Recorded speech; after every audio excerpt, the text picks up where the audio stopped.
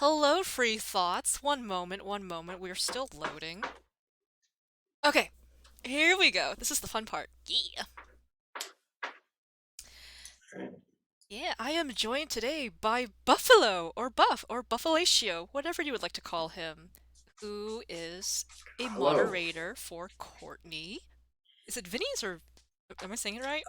Vinays, I Vinny's. believe. It looks like Viney's, pronounced Vinays. Most people would know her as the voice of Aphrodite Urdusa from Hades, Supergiant's big new game. You might have played Yeah. it. She's also Yeah, a lot of Tizo. people have. She's also Tizo. Can't forget that one. A lot of people do, but we're not going to forget that on here. No, of course not. No, we absolutely love Tiso. Tizo's best boy. I should have grabbed my Tiso plush and had it ready. Go get him. Go. It is too big for the shelves up there, unfortunately. Go get Tizo. By all means, Go get Tiso? I can Alright. entertain people while you go get Tizo. I can go grab Tiso. Hell yeah! Oh my gosh. While Buff does that, we are just chilling. We're vibing. Wait, Tizo. Yes, Tizo. You know Tizo, right? Um, I don't know how many people have gone back and purchased. Just got my Pure poster today. What's a Pure poster? Pyre poster. That's what you mean. It's So there Tizo. is. Oh my Yes. gosh. Is that official merch? Yes, it is. I They need. had. I got real lucky. I caught the sale where they had these for like $7, I think. Are you I think they're back up. serious? I think they're back up to their normal 20, which is still totally worth it. That's still worth it for a Um, plushie, though. yeah, exactly. And it's I really like it. I've just had to keep it away from my cats because I want it to live for longer than like a week. Oh my Because goodness, it's the Tizo. one cat drags plushies to the dog, who then destroys everything. Of course. They are Of course. working together. They are in cahoots. 100%. 100%. But yeah, so Yeah. Yeah, so while everybody was kind of chilling, vibing, waiting for us to hop into the thingy thing, Buff and I were just catching up because we used to chit chat more, and then things happened. But that's yes. fine. Yeah, life got busy all of a sudden, along with everything else. So it was hopefully, well, actually, it's not going to calm down soon. But I've got a handle on it better. Let's put it that way. Yeah, I have resorted to using a calendar, but let me see here. What's Free been saying? Oh my gosh, yeah. Okay, so Free was saying streamed Pyre on Thursday. I lost a right, super sad about that. And the Oh, Tizo plushie is huge, but they yeah. originally I thought it'd be the mean, size of a keychain. like as big as my head, nearly close to I it. love him. Not, yeah, I love him. I love him so much. It's fantastic. yeah. It is. It is very nice. Aw. But yeah, do you want to talk about what you do for a living? Do you want to talk about your hobbies? We can go into everything. I mean, those two go a little hand in hand. Oh, I work for. I have two main jobs that essentially have the same thing, just for two slightly different companies. okay.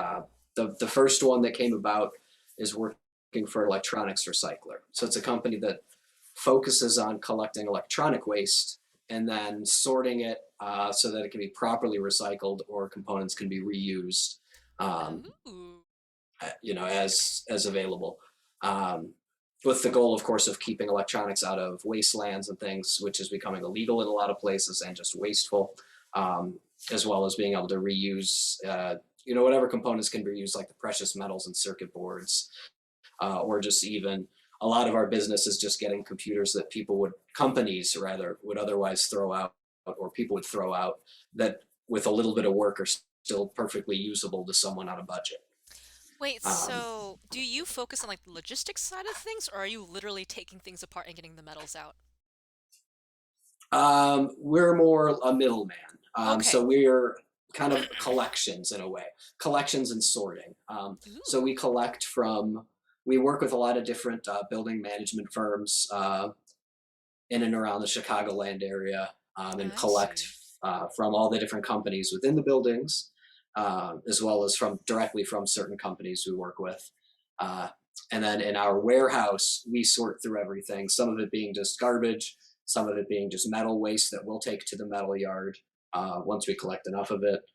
Some of it's just wiring that we have people that then process it for us. Um, but our main thing is a lot of the computers, servers, phone systems, and things like that we get and are still valuable. So that's where we kind of assess what's worth money, what's not, what needs work, what's worth putting work into, and then sorting things from that step as well. Okay. By the way, if you see me like scribbling and stuff, that's not because I'm going to like later blah blah blah blah blah. This is more so I can process things because the audio for me without subtitles is really hard. So if I'm doing something kinetic, it helps me process what you're saying. That's perfectly fine. Yeah.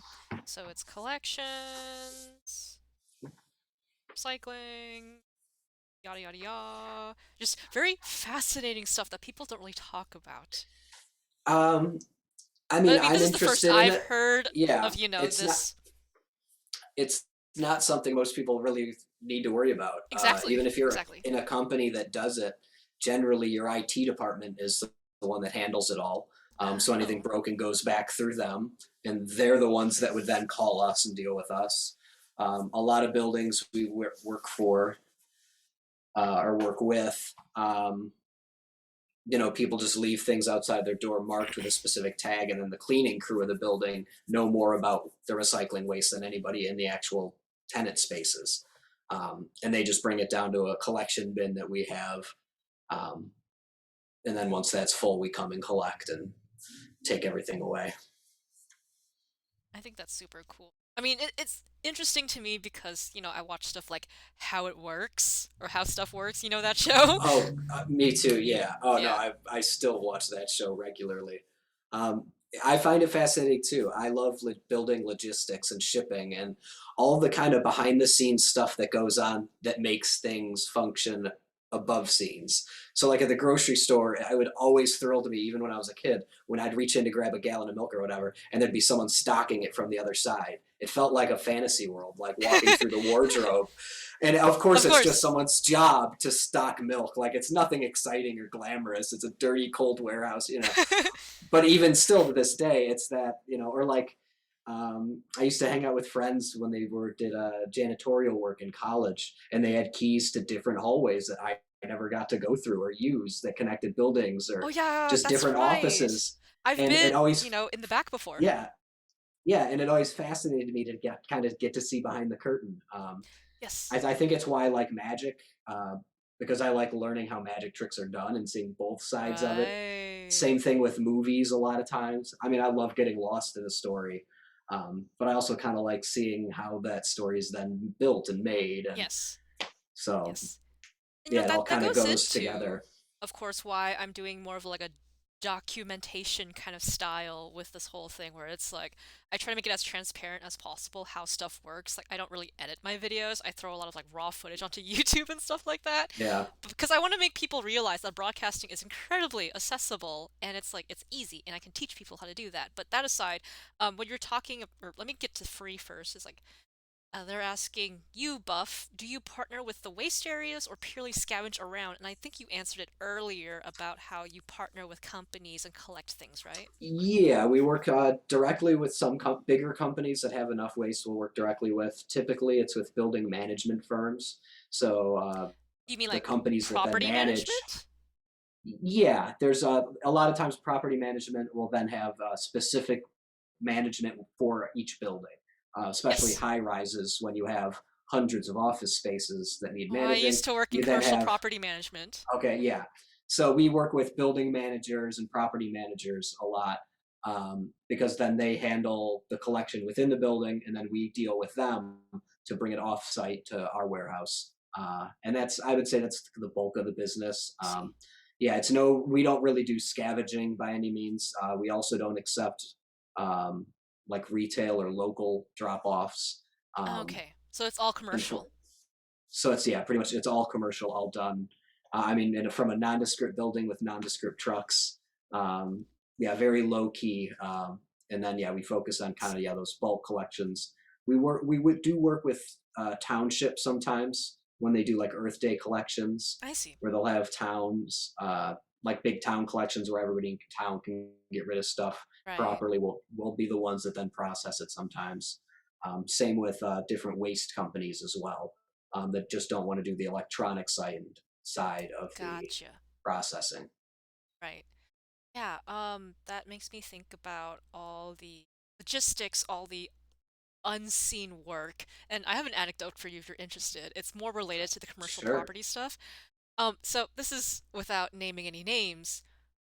At the local mall, people, when I say people, I mean customers, were asking, why did they bring in two Korean restaurants right next to each other? What were they thinking having two Korean restaurants, literally next to each other at the mall?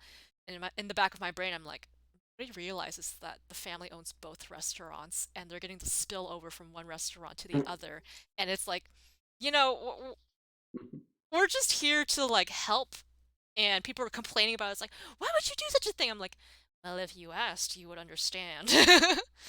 Yeah, So, back that's that's just funny. kind of like boomerang back to when we were talking about people don't realize the logic behind the stuff, right? Oh yeah. Oh yeah. It's like I remember when I learned why they'll have a Starbucks or any coffee shop on opposite sides of the same street. And it's because during high traffic they don't want people turning left because it's faster to turn right into it so they can get both directions of traffic by having one on each side. That is And it brilliant. apparently and it becomes more cost effective to just build another one than it does to deal with miserable traffic, because if traffic's bad, people aren't going to wait in line. But if there's two of them, both of them can keep things moving, Right. and it becomes worth it. I know by me there's an intersection where I think there's like three or four of a local gas station chain, like within like at least a quarter mile of each other, all that serve a slightly different purpose or will have slightly different gas prices, but it's all to just catch traffic from different directions, basically. It's similar to like having the local supermarket, like the Safeway next to the Trader Joe's. We're like, why would you have two grocery stores next to each other? Because one deals in specialty brands and people shop at Yeah. both of them, right? So Yeah, or if you things like get that. frustrated in one store, you're going to go to the one immediately next to it before you drive across town to go to Right. a different one. Yeah, so there is a weird logic to why things cluster together. And yeah, that type of stuff, whether it's a social studies sort of thing or a cultural thing, it's I'd say as it a hobby almost. It's falls just people watching under in a way, which is fascinating. anthropology. I'd say it falls under Yeah. anthropology or sociology, things like that. I mean, it's also civic planning.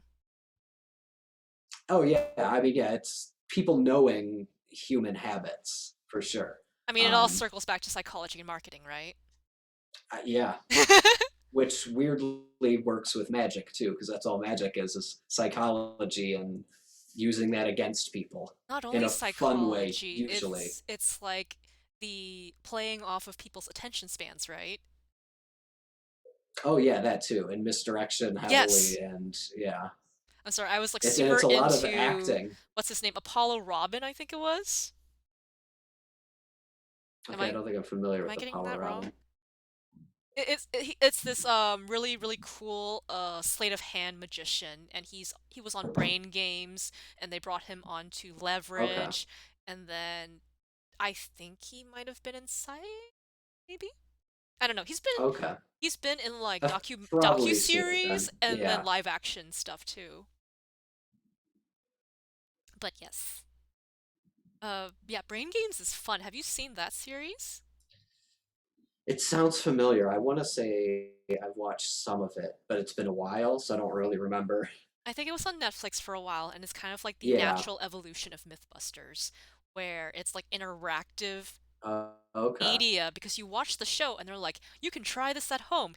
It's like frickin' Dora the Explorer for adults. Okay. Nice. Yeah, it's really I can get fun. behind that. I like that type of stuff. I love that series. Then they like changed the narrator around a bit. And I was like, no, but I still watched it all, and Oh, I'm gonna save up and buy it. Like honestly, Brain Games is so good. nice. Yes. I used to have I think it was called Brain Games or Smart Games. It was just a collection of like small mini games for the computer that were all like logic puzzles or Mm-hmm. math puzzles and stuff. So yeah, that type of stuff definitely always tickled my brain in the right way. I'm not necessarily good at those types of things. There were certain like one of them was literally just a traffic light puzzle, and like each level Oh, got more and more difficult with either more traffic lights or more traffic. like And mini Metro? it was literally just civic planning. Like Oh, I mini just trying Metro. to yeah, basically. And you're just timing these out. And I was like, feels more like a job than it does like, and I'm not getting paid to do this. I'm not doing this game. And I would move on to other games, ones that just seemed a little more fun to me, that are Right. also just as much could be someone's job. Yeah. Um, That's but probably why they didn't like feel like work.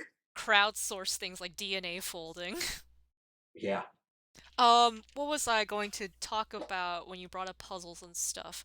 Uh, did you have a DS at any point? Not the 3DS, but like the original Nintendo dual screen. I think I might have one now. Uh, Cause I'm not sure there's what brain one games on there, the Japanese is brain there. games. Okay. Okay. Yeah. 'Cause I was always, I wanted that, I think on the Switch even, but I think or was it the Wii U, or maybe it was the 3DS, one of the systems, but it was, I think, only came out in Japan, and I was real upset about it. Oh, Um, yeah, cause the brain games one, it but I do reminds. have, Sorry, go on. I yeah, I think I do have a DS. I honestly can't remember. I got one from work. One of the perks Oh, of working at a recycling place, we get first pick of the video games that rarely, but occasionally come through. that's so Um, cool. but yeah, I'm not sure if it's a DS or a 2DS because I've hardly touched it. I haven't had the time. If you want I only got it to recommendations, play Mario Kart, really. So if you want recommendations for like all the really good indie stuff that's on the portable handheld, like bye, I'm your person. mm, The reason why I brought up the Japanese brain games was because they have this one puzzle where you're supposed to read out the color of the text, but not what the text actually says. I've done that type of test Yes. for a science experiment a Yes. friend did in like junior high, and I was terrible at it.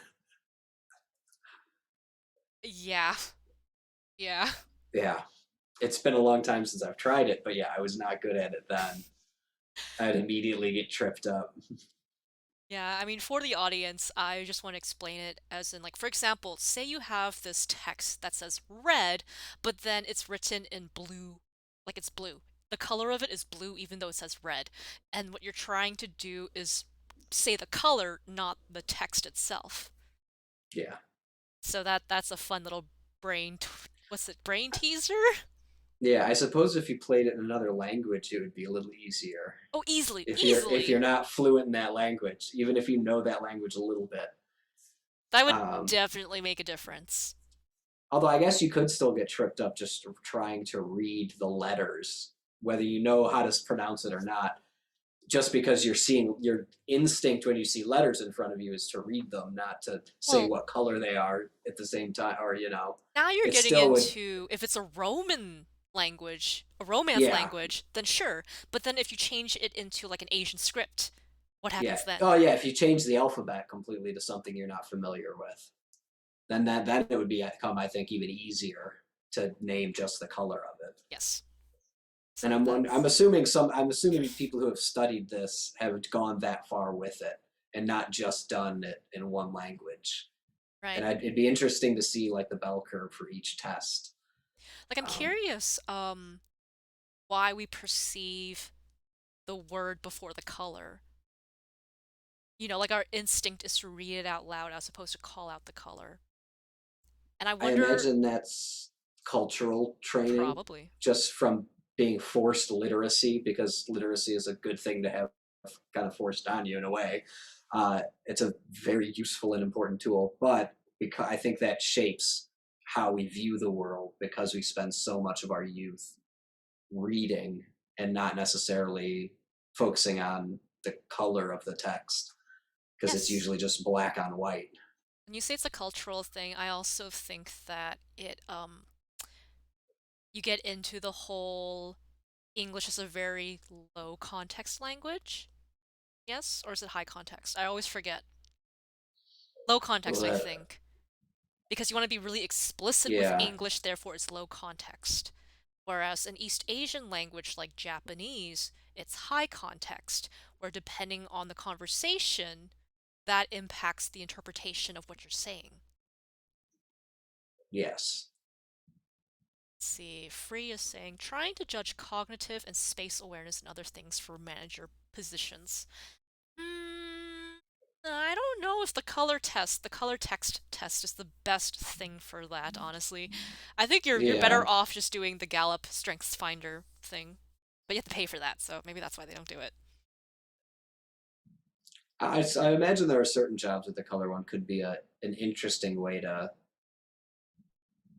get a take on someone. For UI I, UX I design, I'm I sure. don't know necessarily what it is, but UI yes, UX things like design.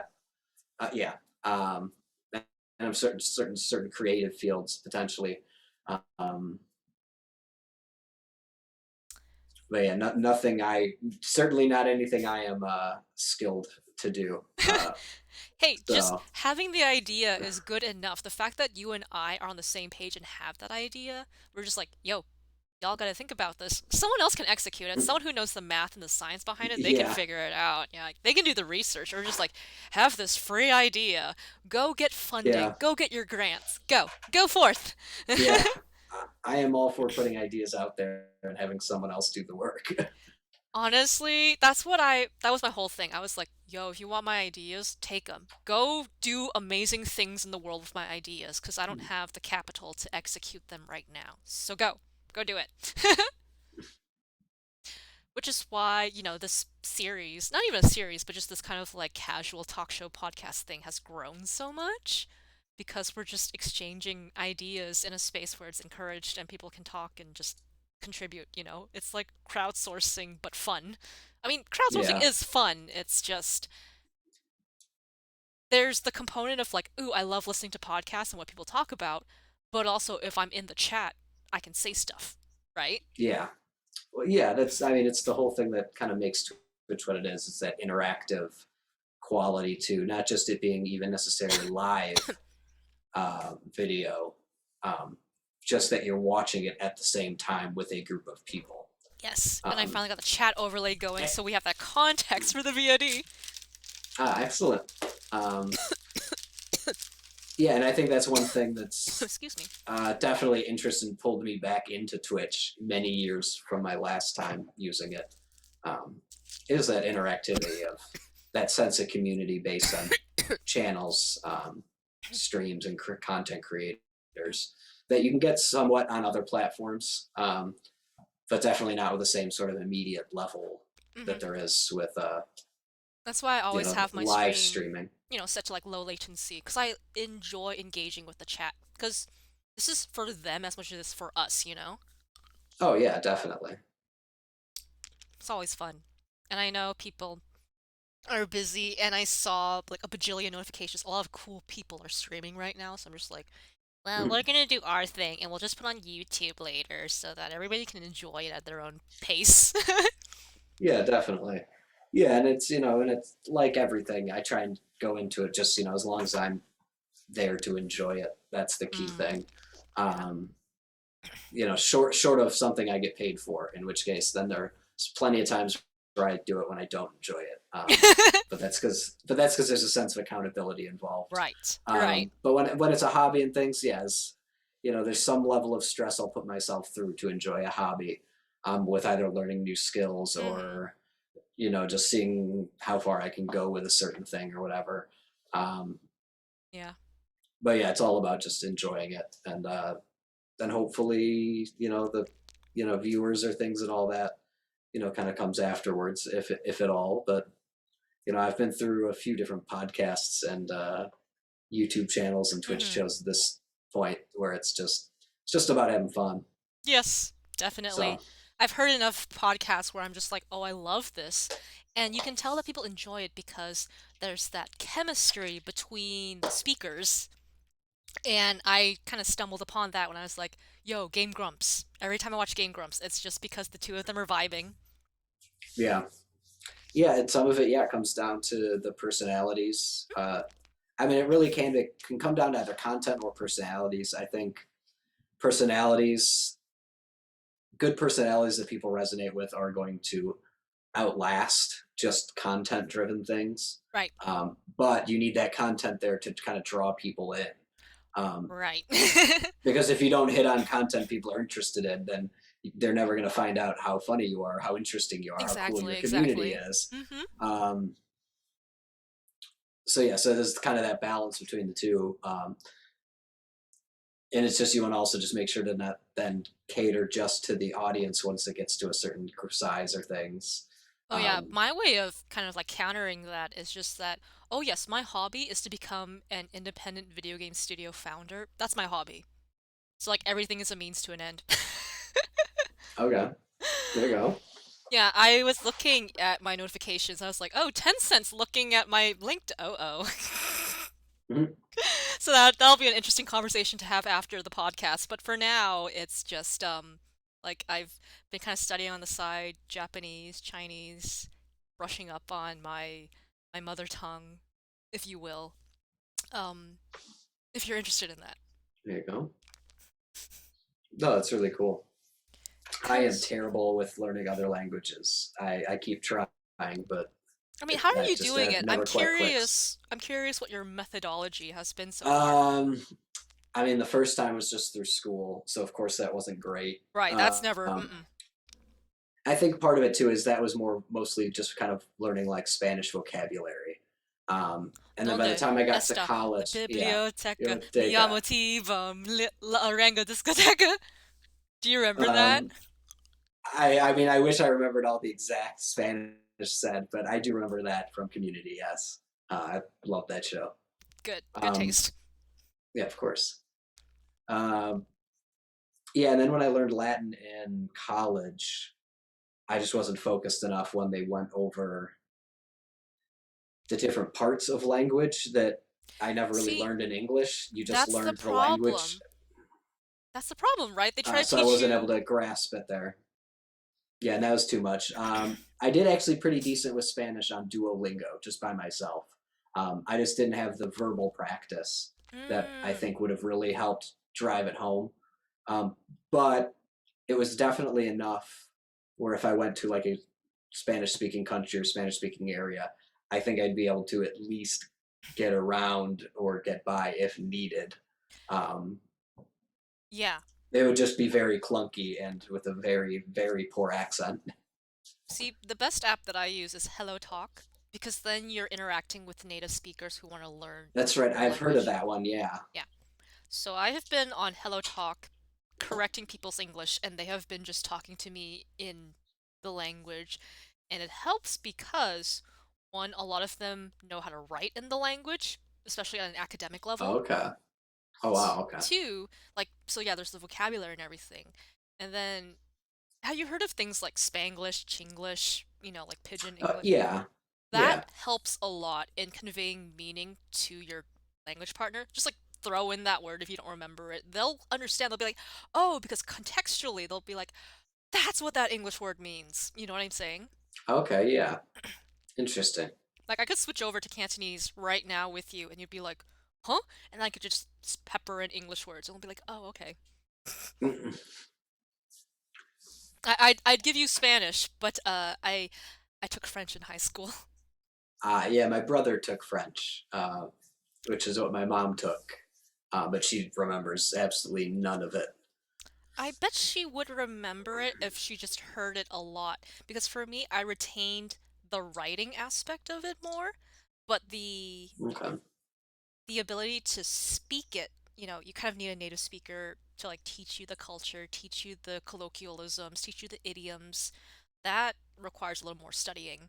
Um, as for the Spanish, I mean, I can just tell you, I had like a really cool interaction this morning because I went to go pick up stuff for my brothers because they're both either like working at home or at school.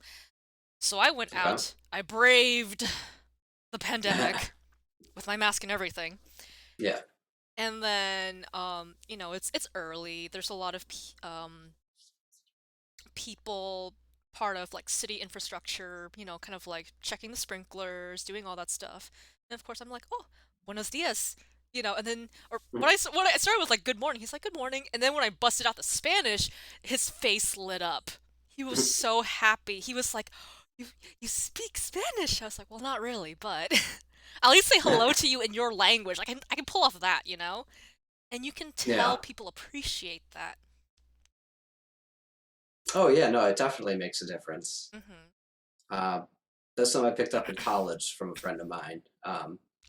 And just got in the habit of if we were going to a Mexican restaurant to order food, we were ordering in Spanish because Ooh, we at the very least can read the menu. I mean, it's written right what's up there. Like it's not. what's your favorite dish to order?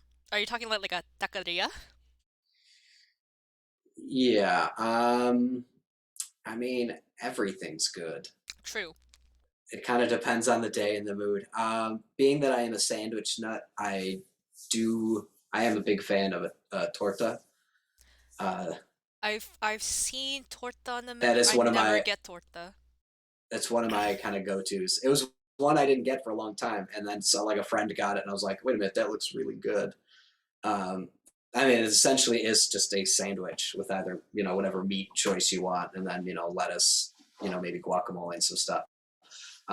And yeah, it's absolutely delicious. And yeah, that's probably my most go-to thing. But I mean, tamales, tacos, burritos, everything, just rice and beans, on Yeah. the side. Yeah, my folks like to vacation internationally. So I think we were in Playa del Carmen, and pretty much everyone there is speaking Spanish, and then some English. Some of them have broken English, some of them have like more business English and stuff like that.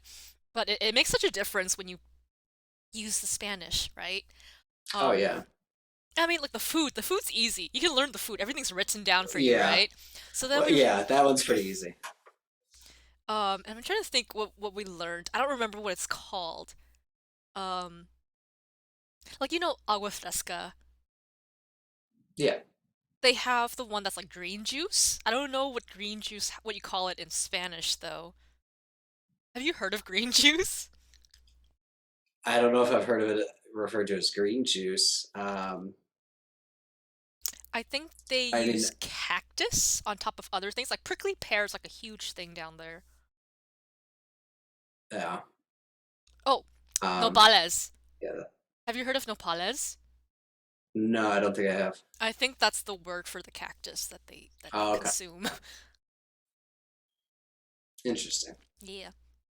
But anyways, food. I think food's the easiest way to learn a new language. I mean, yeah, and I think it's a great way to learn a language because it's especially if you eat the food and go out and get it. It's such a huge cultural thing. Um, that not only are you learning the language, you're learning a little bit more about just the things that you don't learn when you're just learning the words. Mm-hmm. Um, and also, food is in most cultures pretty delicious. So it's why not try new food? Don't get me wrong. There have been some food I've tried that I just could not get behind, and I won't name countries. Just not saying it's bad, just not for me. But it's always worth trying. At least I'm a big fan of trying food. I mean, at the worst, I guess you spit it out. Yeah, or like even if you can't try things, you can watch other people trying it. Like I know there was that Bizarre Eats show that used to be on Food Network. Yeah, I think it was Andrew Zimmerman was hosting that one. God, I think so. He's like my idol. I'm like, yo, him and Elton Brown. Yeah, Alton Brown's really good. I've always liked a lot of his recipes that I've tried.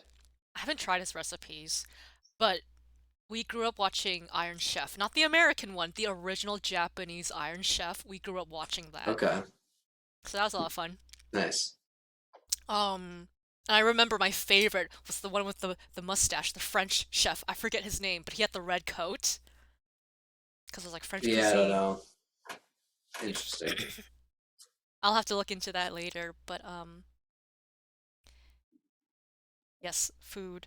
What is your favorite cuisine, if I may ask? Oh,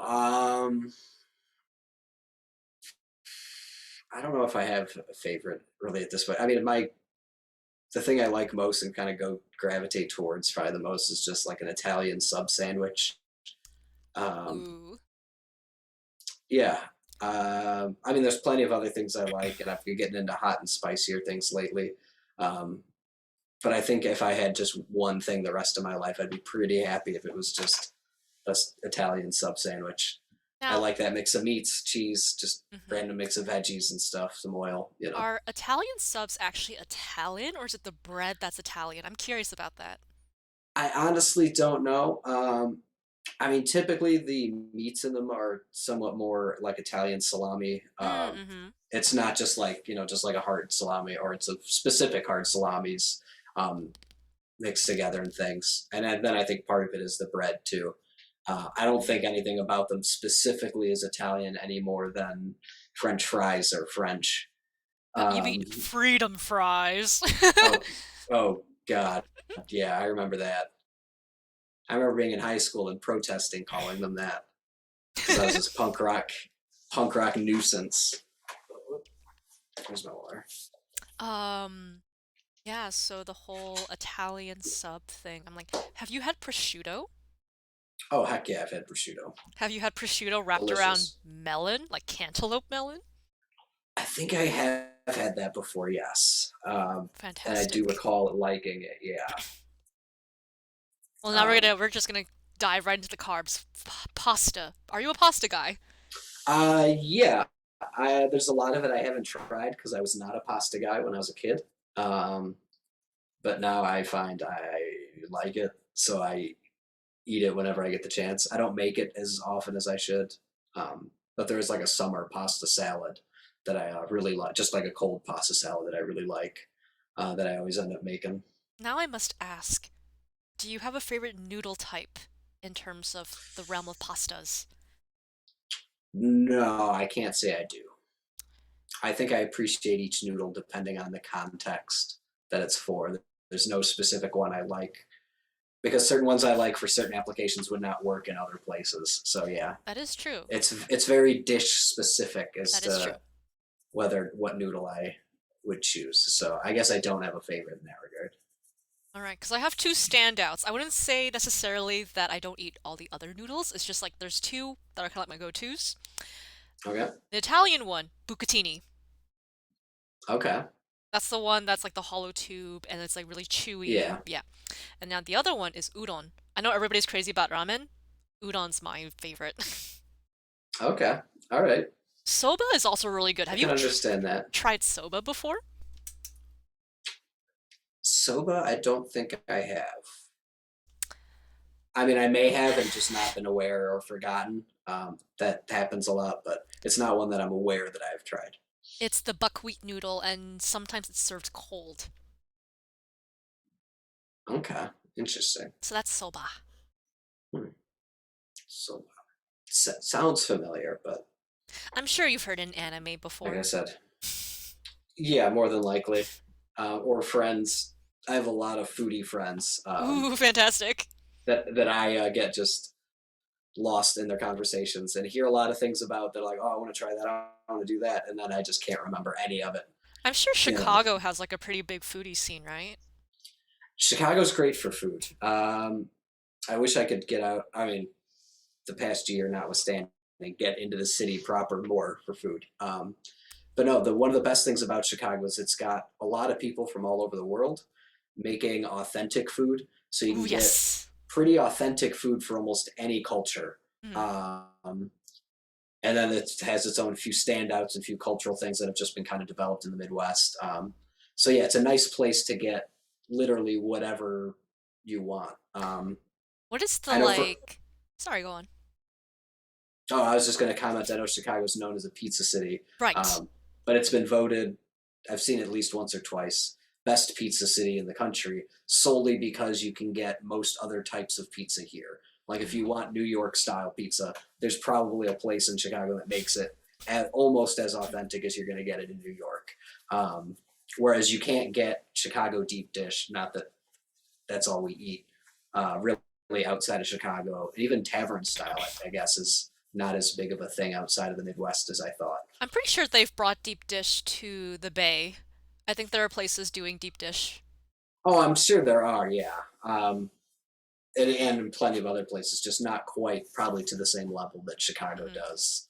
Um, Now that we're like super deep in the weeds with the food, I did want to bring up to you one of the interesting things that came up in food studies, which is a legitimate academic field, was that diaspora, if they lose the language, if they lose the culture, if they lose the connection to the original country, the one thing most people have is the food that gets passed down, or they can find it in their area and they'll go and eat it. I mean, I could see that. I guess I could see that being kind of the last thing that would be able to be gotten rid of. You don't get rid of food. You don't. I mean, yeah, It's you don't because if it tastes good, people are gonna make it like because it's hard to. I mean, I think it's harder to drive out food because even if you look at, I mean, I would say even heavily prejudiced people might still eat food of a culture that they're prejudiced against. I think that probably happens quite regularly in America, especially. Like there's that disconnect between hating these people actively and then still eating, tacos or noodles or things like. So yeah, which has always bugged me, of course. But yeah, I think that kind of speaks to that in a weird, unfortunate way. yeah, that's yep. Now, what was I gonna say? I mean, of course, there's, American creations. There's like Asian American food, Italian American. There's just stuff that crops up because it's here. Yeah. And then we're like, oh, you don't have that over there? Oh, it's a nuts thing. But it's fascinating, and this goes into again the diaspora experience. If you look at the different dialects of languages, I'm just gonna use Chinese as an example because I'm Chinese. Okay. No, it makes sense. Cantonese is closer to ancient Chinese than Mandarin is in terms of Okay. pronunciation. Oh wow. Yes. Interesting. Yeah. Have you heard the difference between Cantonese and Mandarin before? Not like directly. I mean, I think it's been explained once All right, I will count via to my dad's 10. work. I will count to 10 in both dialects or languages rather for you. It Okay. it used to be like growing up, people call them different dialects. They're just straight Yeah. up different languages. Yeah. So Mandarin 1 to 10. 1、2、3、4、5、6、7、8、9、10。That's Mandarin, right? Okay. Now, Cantonese is 1、2、3、4、5、6、7、8、9、10. They sound nothing alike, right? Okay. It's Yeah. completely No. mutually unintelligible. Yeah. Yeah. Very different. Yes. And so that's why it drives me crazy when people are like, "Do you speak Chinese?" I'm like, "What kind of Chinese?" Yeah. Oh, yeah. I mean, that goes. I mean, you get into that a bit too with quite a few other languages as well. I know. I think there's a couple like a Castilian Spanish is Ooh. very different from if not, I don't know if it's very different, but definitely is different from the Spanish most people are referred to. Even if you're learning Spanish for Spain versus speaking Spanish in Mexico, Mm-hmm. there's going to be just enough of a difference that people are going to notice when you're in those countries. Right. And If not quite the same as Cantonese and Mandarin, where it's like completely different and you might not be understood at all. Um, but that I know happens in a few other languages too, where there's just so many either variations or there was just a divide in it that kind of split it, which is right.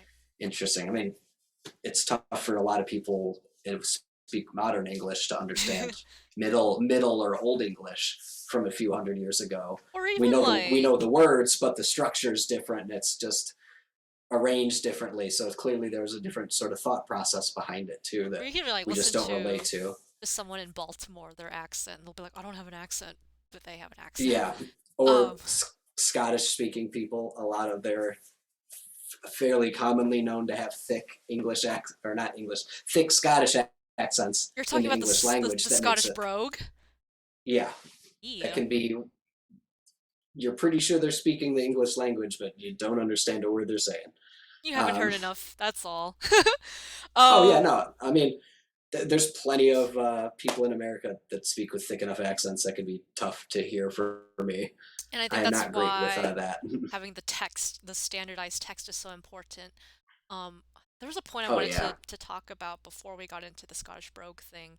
It was okay, talking about Chinese, Mandarin, and oh, I just wanted to mention, like in schools here in America, right? They teach us Parisian French. and then you go to like Quebec, and you're like, ugh. Oh yeah. Well, I mean, it's just like the difference between learning, like there's I know with learning uh, the Greek language, there's ancient Greek versus what people actually use nowadays, and even within Mm, ancient Greek, I think there's like two versions. I had a lot of friends that learned Greek, so I tangentially know a little bit about it. ooh, But yeah, it's just very different things. I imagine the same would be the case with for Latin if people still spoke Latin predominantly. That in 2,000 years it would have changed, but it's pretty much just an academic study at this point. I'm just gonna put it out Although there. I suppose with Latin there is the Catholic pronunciation as well as the older, I think, more ancient pronunciations, Interesting. with where the C's are hard, whereas in Catholic pronunciation they have like the CH sound. Interesting. Um, so that was one change, I guess, that happened in Latin along the way. No, you brought up Greek, and I'm like, my name's actually Greek. Oh yeah. Yes, Anastasia is Greek. Oh okay. And then you have the Russian Anastasia. Yeah, that I am familiar with. Yeah, so the Greek Okay. pronunciation is Anastasia.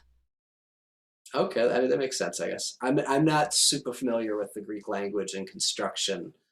I mean, there's certain names I can clearly look at and know, okay, that's probably Greek. Um, but yeah, I'm not as familiar with it I see. to notice things like that as quickly as other languages.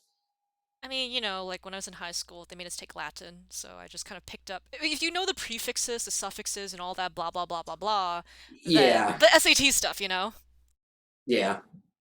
No, and that's one reason I took Latin is so that I could learn kind of the roots to a bunch of Mm-hmm. languages and hopefully have a slight understanding, um, which came in handy at one point. When I ended up, I was in Brazil for work for a couple days, and I spoke no Portuguese. But between Spanish and Latin, I knew just enough to get through the times where no one knew English, which is very rare. Mm-hmm. For the most part, everyone down there spoke English just as well as anyone in America, and it made things very easy for me.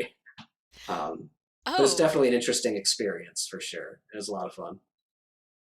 you were talking about sorry, I had this idea and I'm processing what you're saying on top of that idea and it's like I just wanted to mention how I had this interesting translation snafu earlier today where what's the word? So you know how Japanese kanji borrows from Chinese Hanzi. I'm sorry, I'm saying it wrong. Yes, I believe I've I heard don't know that. the Mandarin. But The yeah, Cantonese is Hanzi. okay. Yeah. So it's similar, but it's pronounced that way. Um, so I bring that up because if you were to take the same three characters for, have you ever heard of the hawthorn berry? The name sounds familiar, It's a type but of I'm not fruit. sure. It's a type of Okay. fruit, yeah. If you take the kanji for the hawthorn berry and you put it in Google and you say this is Japanese, then the English translation is hawthorn. Now, if you say, actually translate this from Chinese traditional script, Google told me this is the Catagius or something like that. It gave me the scientific name. Interesting. I think it was the Hmm. genus, the family or the genus. You know the Okay. scientific Yeah. blah blah blah, right? Yeah. And I thought that was fascinating that Google's translation algorithms Hmm. oh, the Japanese, well, it's this colloquial name, and then the Chinese, Yeah. wait a minute, this is. And I think the reason for that is because modern day Chinese, mainland Chinese, Mandarin Chinese uses the simplified script. And so that will probably give you the colloquial name. But if you are That makes using the sense. traditional script, they're like, oh, are you writing like an academic paper? You know what I mean? Yeah. It's interesting. Hmm. They also say that like Cantonese, like Hong Kong Cantonese is the prestige dialect, whatever that means. I have to Yeah. actually Google that and look into all of that. I was reading stuff on Wikipedia again. Rabbit hole. Yeah. That is definitely an area of the world I don't know as much as I would like. But those types of things do fascinate me with language for sure. Um, Etymology is my favorite subject. yeah, I mean, I like language in general. Hmm. I think the most important thing for me with language that ever happened was when I realized that, yeah, you learn all these rules and stuff, but none of them matter as long as you're communicating an idea and the people understand what you're trying to say. Cat! Cat time! Cat Oh, the stream! cat pop up. That is the pain in the neck one. Oh, the one that wants to eat Tizo? I mean, all of them would do that. All three of them. There's no denying that. But no, this one wants to eat all of the food and is getting very fat. How many cats do you have? I personally have one, who's around here somewhere, and then my roommates have two. Ah, They got last fall. I see. Um, yeah, What kind of cats and are they? they're adorable. I don't know cat breeds beyond that. They're like mostly white and gray, but not like a tabby cat, like striped like that way. They're just more solid, like whites with gray and dark mixed in. One's short Like a hair, one's tortoise long shell? hair. Like a tortoise shell pattern? No, not even Or the really that. point? More like solid, just like fade, like a fade from like white to gray. So I yeah, I don't don't know. remember reading about a They're pretty. gradient. Yeah, me neither. They're pretty. They're both kind of pains in the neck though. Maybe they're Uh, mixed, that's why. I mean, yeah, definitely. I'm assuming are mixed. I'm pretty sure they were alley cats. Um, Uh, do you know uh, if there's like a cat well, equivalent for the term mutt? um, I don't know. Because you know how like if a I dog never is thought mixed, about it's it. a mutt, right? Yeah, yeah, I don't know. I never really thought about that. I guess I in the past I might have just used the term mutt. And if we're talking about cats, people kind of understood. Again, kind of speaking about language. If they understand what I mean by it, then you don't really need to argue whether it's a real word or not. You know. True, very true. Um, I've been thinking a lot about the Tower of Babel story, honestly, in light of all that's been happening okay. in the world. Are you Yeah. familiar with that biblical tale? Yeah. That's always one I was interested in. Especially when I was a very rebellious, more rebellious atheist. And it was like, well, God's kind of a jerk. People were trying to reach out to him, and he said no and made it tough. You know, sort of like using that as fodder.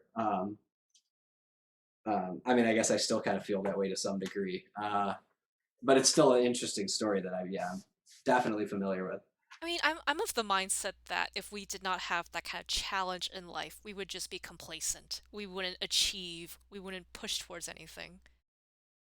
I find I think some people are that way. Over, I think on the whole, the course of humanity, every time we've made things easier for ourselves, we just find the next challenge and we never let up. There are people who There definitely is not do. sufficient disk space to continue recording. Whoopsies! I've I knew that would been happen. there. I've been there before. Yeah. Um, but yeah, I think people in general, once they kind of get to a point where things become easy, they then almost by default put the next big thing in front of them or find that next challenge. Because I think we're kind of used to living in that sort of setting where we're always kind of pushing and reaching out for stuff. I mean, maybe it's an American thing. I can't speak to many other cultures around the world by any means. Um, whether it's personal pursuits or professional, yeah, I think in a way we always, when we hit those plateaus, we then kind of look for the next incline. Let me point towards Um, game design. Do you know the concept of flow? no, I can't say I do. Okay, so in game design, there's this concept called flow, which is the sweet spot between challenge and ease of accessibility. And the idea Okay. is if you want to keep your player engaged, you have to make it so that they feel challenged or else it's boring, but not to the point where they're just like, this is Yeah. frustrating, I'm not going to play. Yeah. No, And okay, that makes sense. Yeah. that speaks to the human desire to strive towards mastery of something. Yeah, and I think that also speaks to why people like video games because they're engineered to fit as many people as possible inside that flow ratio, so you could get that challenge and that sort of release of endorphins of completion when you finally succeed. Whereas that's often more difficult to do daily in life. Yes. Uh, Life is a much more long-term thing, which can be tough to find the daily incentives to work towards those bigger things that are as important. And I know I struggle with that for sure. That's a big problem I've had. And I think that's just a matter of kind of reframing the ways in which we go about our daily lives, like perceiving what we are doing and being like, what is the point of me doing this? Where's the meaning behind it? And I can speak to that just because I'm like an odd job kind of person. I've jumped around so much and done so many Okay, different yeah. things that I'm like, oh, this is coming back to me now. Like I have this experience and it's circling back now. And if you look into the research, if you look at the anecdotes, if you look at the memoirs, if you look at the autobiographies, if you look at everything, most of the successful people are the what's his name? The Han Solos. The what's the actor? Harrison Ford? Harrison Ford? Wasn't he like a Yeah, carpenter before he made it big? I believe so, yeah. That's what I'm saying. And like Alan Rickman didn't start his career until he was like 40 in acting. Oh, yeah. And I think the then same with, um, oh, Samuel L. Jackson. I think was a bit older before he started and had like his break, especially before he got his breakout role. I know he was in his like 40s, but I mhm. don't think he even started acting till he was a little older than people would realize or think. And I'm already thinking of like one of my streamer friends. He's in IT. He's in IT. He's doing IT right now. I don't know his job history, but I know he's in IT, and it's like Yeah. he's a creative. He is a creative, whether or not he realizes that he's one. He's doing drumming covers, and they're Oh, great. nice. Very cool. Yeah. Uh, Yeah, I mean, I think, yeah. I mean, everybody's got to work a day job to some point um, before I think they can make that kind of switch over to being purely creative driven. Um, and then it's just a matter of how risky you want to be and at what point you want to do that, or if you ever get to that point at all, if you even want to. mhm. I know I would love to be able to do that and just be able to make money from a creative aspect and not do a 9 to 5 sort of job. Um, but that's definitely not the plan. It's do it if it's fun. If it kind of goes that route, I'll take advantage of it. Which is pretty Yeah. much how I got the jobs I have now. They kind of Mhm. crossed my path, and I was available and ready for those jobs. I was able to grab them when they went past, but I wasn't working towards them specifically in any capacity. Oh, I should just tell Um, you like my first job right out the gate after I graduated from university.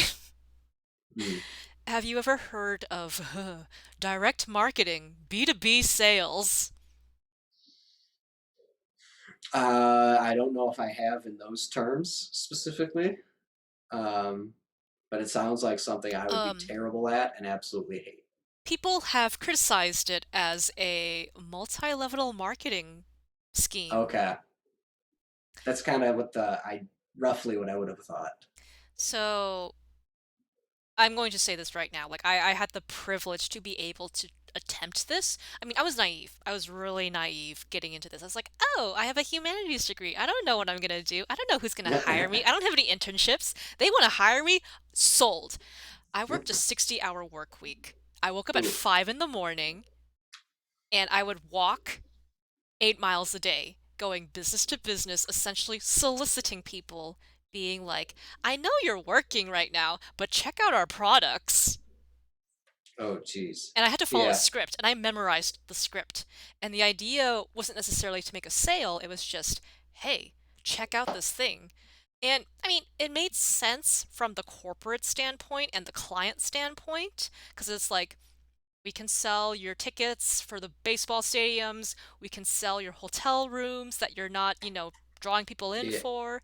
It's kind of like Yeah. word of mouth marketing, but because they had us on a script, it felt very inauthentic and sales pitchy, right? Yeah.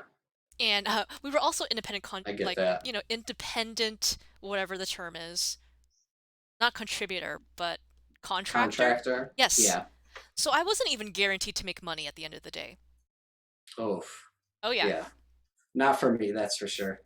I did that for a solid month. A whole Oh, I would. month. I don't think I would have lasted that long. A lot of people, when they were like, we thought you were only gonna last 3 days. And I kept at it because I was so naive, I just kept going. That's fair. Yeah. The reason why I left was actually because of the toxic workplace environment. Mm, Because, some of my colleagues were just, the way they would talk about the consumers, the people purchasing things, I was like, oh, I'm not about this. yeah. Because it felt No, very that's fair. manipulative or very No, I can condescending completely too. see that. Yeah. No, that's I've never been good at sales because of that. It always felt a little conniving in a certain way, even when it wasn't. I have no problem conveying information to people. Um, with one of my last jobs, a lot of times I'd go out with the owner who was a salesman. He'd do kind of the sales pitch part, and then when people had just questions on the technology or the just the logistics and that type of stuff, I was there with all those answers. And I'm really See, good, and I was fairly good at explaining those things both in the in-depth terms some people were looking for, but also in the kind of basic terms other people might be looking for, depending who we were presenting to, whether it was, actual like technicians or if we're talking to, purchasing people. Um, I'm sitting here crying on the inside because you don't even realize that you are a product evangelist. Do you know what that is? um, Not specifically. I mean, I guess I can imagine with those terms, but In the tech sphere, that is the person who explains both to the end user and third-party developers, this is what our product does. That's it. You talk about the product and you get people hyped for it. You are the hype man for the company. oh no, I didn't. My wasn't just that. I was literally answering tech questions and then actually doing the tech problems and solving things and fixing. So it was a little. It, Support I engineer. mean, in a sales aspect, yes, I was kind of just a hype man. Like I would do cons and that, but I was the hype man with the technical info, whereas my boss was the hype man uh, with the manipulative sales side. The way to hook people in, Okay, let me and stop you I mean, there. for good or ill, I'm not going to judge on it by any means, but he's the one that had those skills to kind of grip people and bring them in so that we could talk to them long enough to find out whether or not they could use our services or things. That's a skill I completely lack. I mean, But once you're in the yes, door, I'm good at talking to people you generally. can do the hard sell. You can do the car salesman stereotypical sleazy look. What I want to talk about though is the word of mouth conversion rate, the influencer side of things, which is to say, I've already done that without realizing it. Like people tell me all the time, "Did you know I bought Hades because of you?" I was like, "Huh? What?" It's like, "Yeah, because you were playing it early access on Epic." I was like, "Oh yeah, I did do that, huh?" So that's the interesting part, right? Because you can have someone who knows the metrics, who knows the the value proposition of the product and be like, you should buy this because it'll do X, Y, and Z for you. The whole like Billy Mays here kind of thing, right? Yeah.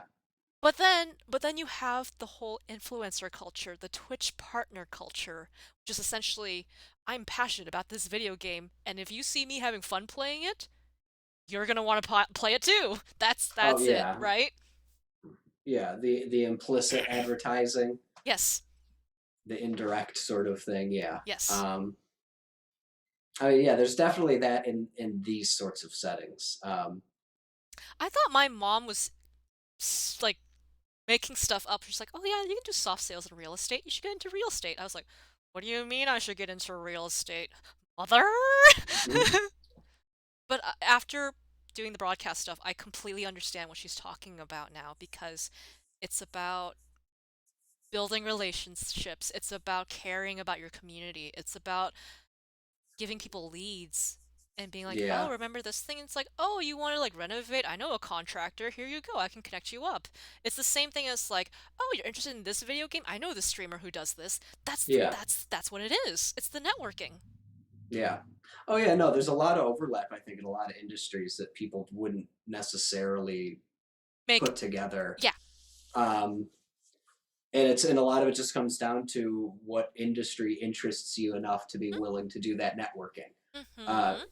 if networking, or if that's the type of thing you want to go to. Obviously, some people just might want to just be a contractor and just do that, and then maybe they work with someone who then handles some networking for them or whatever, helps them get jobs, Speaking but of they just want to contracts. focus on just this work, as opposed to doing the reaching out and stuff. Mm-hmm.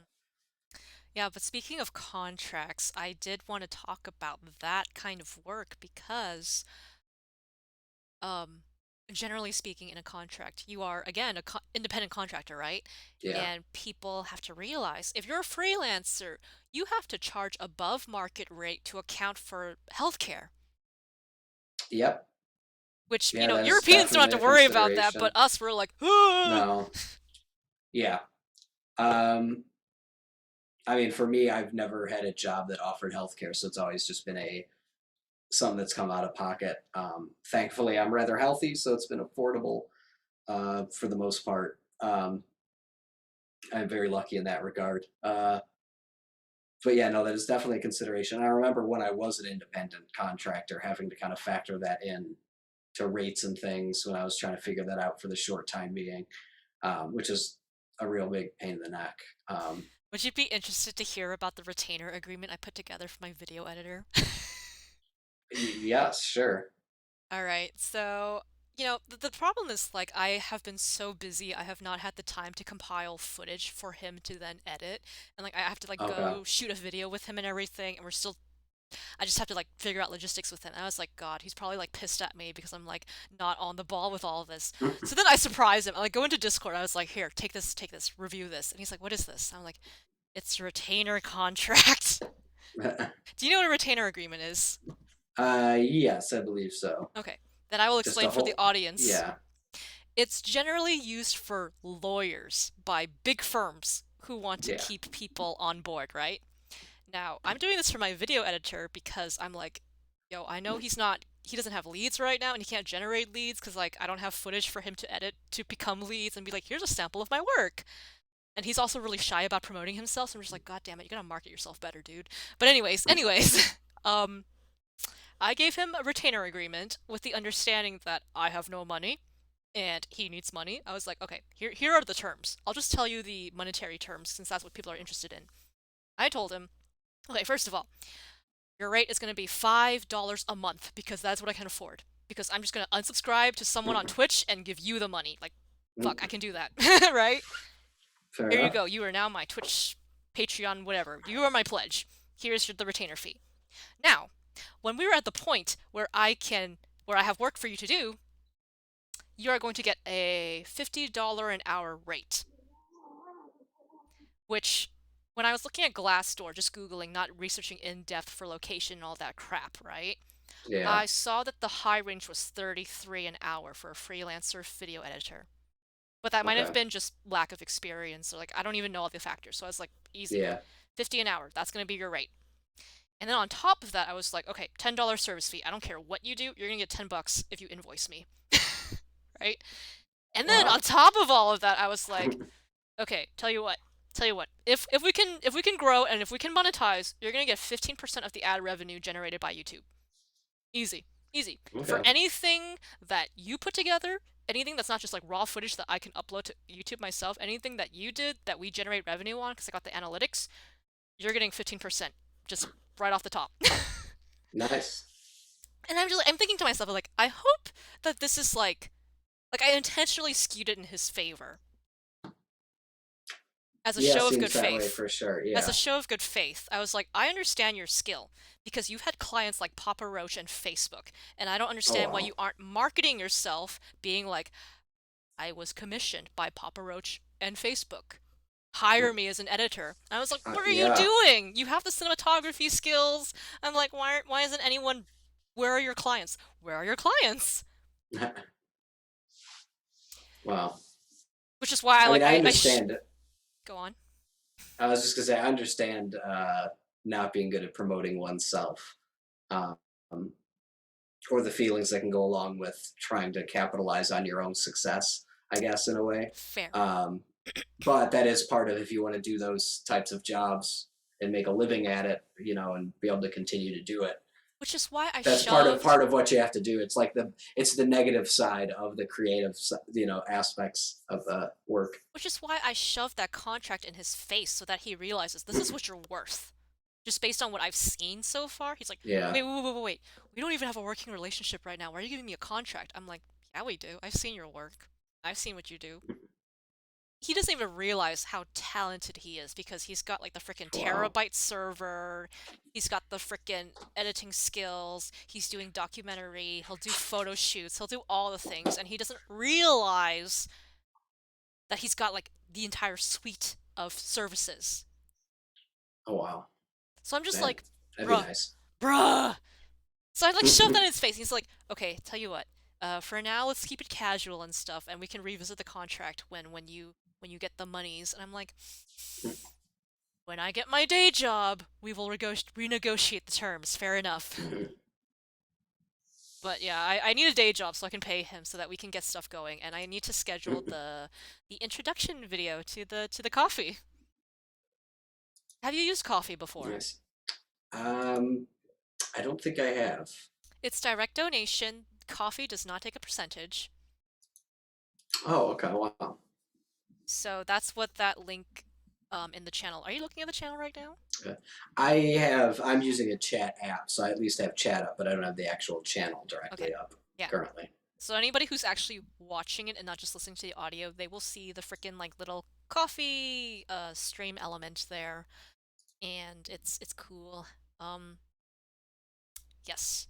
I actually need to use the restroom right now. Do you Oh, mind okay, so entertaining chat while I'm gone? Just chat with them, type at yeah, I them. will. I will do my best. Okay. I I shall can handle that. All return. right.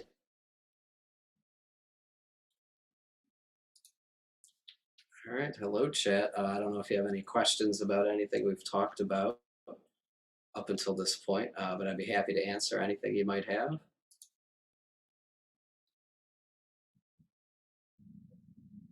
Just to load up the actual chat on my end so I can see a little more what's going on, a little more live. But no, so far this has been a very fun experience. I haven't done anything like this in a while, but I've been enjoying getting back into Twitch streaming, uh, podcasting type stuff. Um,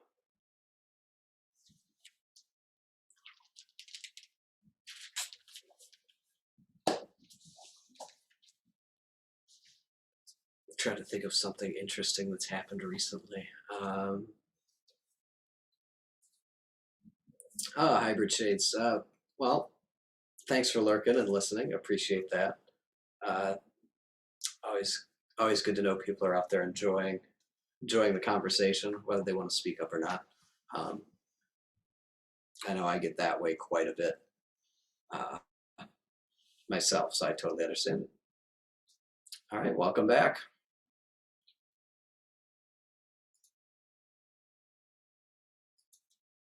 Well, still appreciate it.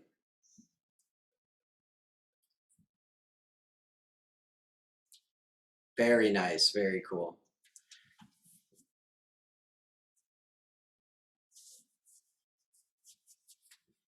Oh, nice. Sure, yeah.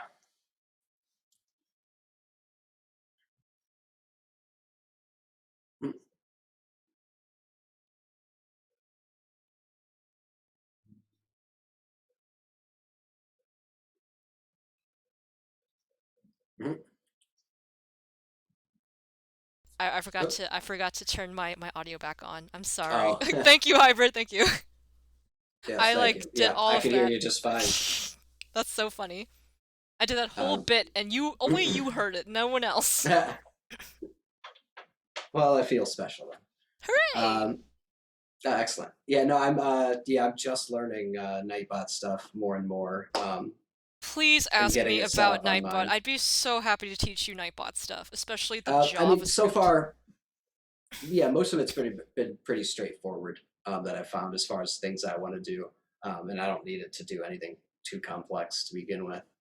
Um, but yeah, it's been good to understand, especially with modding too, just to know what it can do on the channels I'm modding to understand that when I'm there alone. Which the big one with Courtney is just add quote anytime she says something that's quote worthy, which is more Interesting. often than I would have imagined, honestly. I mean, she's an actor. I mean, Actors yeah, say she's an funny actor. things. I mean, a voice actress as well as an improv actor. And then, of course, you stream long enough, you're going to eventually say something that strikes people funny. Maybe it's in the moment, Were maybe it's you? not. But we have a lot of dumb, fun quotes that are very All the inside wholesome jokes, and right? Yeah. usually food related. Oh, Um, fantastic. yeah, there are some inside jokes. A lot of them are just nonsensical in the moment sort of things that even at the time made no sense necessarily, which make even less sense but more fun, fully out of context, weeks later. But I yeah, have not been using my markers because I know you and I have had a lot of interesting talking points come up, and I forgot to do the mm, marker command. So we're gonna have a uh, fun time highlighting this video yeah, and doing yeah, timestamps of like stuff that comes up. yeah. I'm bad about that myself too, so Yeah. But I yes. understand. So I even have this command, like this auto thing, that like if people are chatting, then it'll like drop the art credits. Okay, nice. Yes. That's very cool. I like that a lot. So Ella is one of Joe's subscribers because she and I were both in the Fire Emblem fandom when he started playing Fire Emblem Three Houses because he voiced Claude Von Regen. Okay, Yeah. So she drew stuff, and I need to like throw money at her because she won't let me pay her, so I have to throw money at I her. I, I know people like that. Yeah. I know, I know. And then Felix and Rikuru did the emotes, which I can showcase those right now. I think that'd Oh, be very fun. cool. Let me do that right now. Oh yeah, There's a lot of definitely. new ones. Oh, very cool. There you go.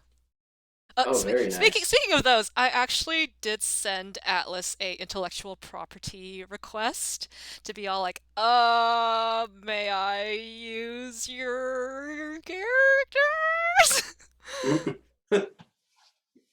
I don't know if they're gonna email me back ever, but I'm waiting for that right now. Yeah. Because what, and I got a template and everything to request IP usage Okay. because my whole thinking was like, oh, Shin Megami Tensei franchise, a lot of those games haven't even been localized. Okay. And the only Yeah, reason we that's have true. access to them is because of fan translations of the games, especially like the Okay. old NES era ones. That makes sense. Yeah. Yes. So I have been I'll say it right now. I've been playing on emulation using a fan patch of the SNES port of the second game in the entire Megaten franchise. Oh wow. Yeah, so the anthology, because it was the first game and the second game, is called, I think, Kyoyaku Megami Tensei. Like, it's so old, it's before the Okay. Shin was added to Shin Megami Oh. Tensei. Okay. Wow. Yes, yes. And you know how Persona is strictly a spin-off of Shin Megami Tensei?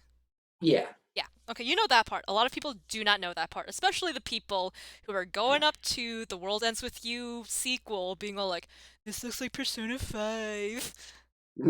God, that Persona 5 fans are embarrassing. But yeah, that's just blatant disrespect, you know? Yeah. I mean, I suppose. I guess it can come from just ignorance or not knowing, but I yeah, no, mean, I'm aware of it just because a coworker of mine is a fan of the series, oh or at really? least are certain games in the series enough that Ooh, um, which ones I have had a passing familiarity. Oh, I couldn't tell you which ones he likes. Um, hybrid? um, oh, hybrid. That's so nice of you. Isn't it cute? Um, uh, I'm almost dreading getting to the point where I can have emotes on my Twitch channel just because I have no idea what they would be, and then getting them done just seems like work. Right. Um, To start with, you probably do not want to do what I did, where I went ahead and used characters you're not supposed to. Twitch is gonna be like, "Yo, don't do that. If yeah. you get a DMCA because of that, we're gonna just like slap your account and ban you." And I'm like, "Ooh." Well, I asked Yeah. Atlas. I sent them a letter, so I'm waiting to see if they will allow me to use their stuff. There you go. Um, I guess that'd come down to the studios behind the IPs, really, because you see a lot of Hades stuff out there. I don't imagine Supergiant ever going around and smacking people down I mean, for it's that. brand recognition for them, right? Yeah, I mean, I guess yeah, that kind of it's the balance of is it Is worth it fair protecting the IP? use? Yeah, are people doing things they wouldn't want with it that would make them take all of it down? Or See, and I've got this cool um, little thing, right? nice, I like that one. That one's fun. That one's really fun Um, because anybody can use it. oh, that's cool. You can I zag like that. anyone. Like, or anyone in chat can zag someone else, is what I'm saying. Yeah, I'll come up with a fan. it's a nice fun way to acknowledge that something's been received, which I like. Oh, and then I also have this. It uses the random library in JavaScript. I mean, there's a random or like a math library in Okay, like pretty much every programming language. So I makes think that's like a sense. 5 second cooldown. And if I were to do this again, ideally it'd play a different one. Nope, it didn't. It was Uh, truly random probability and it flagged the same one twice. Twice. Okay, let's try again. There you go. Okay, There you go. interesting. That's cool. Yes, I remember pulling up that script from, I think, Stack Overflow, even. So Stack Overflow is just a forum, kind of, where people can ask programming questions, and it's got that kind of Okay. like really difficult lurk more culture kind of thing going on. So people are like, mm.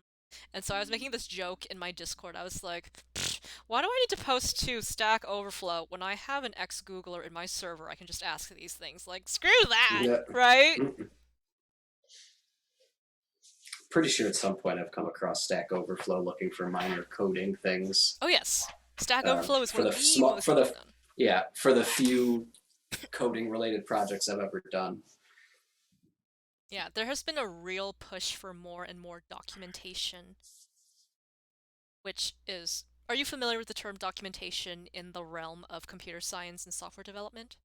I mean, maybe I might be. I'm not aware if I am if it's a Okay. specific meaning, but So, you know how there is kind of like the help page for organizing Nightbot?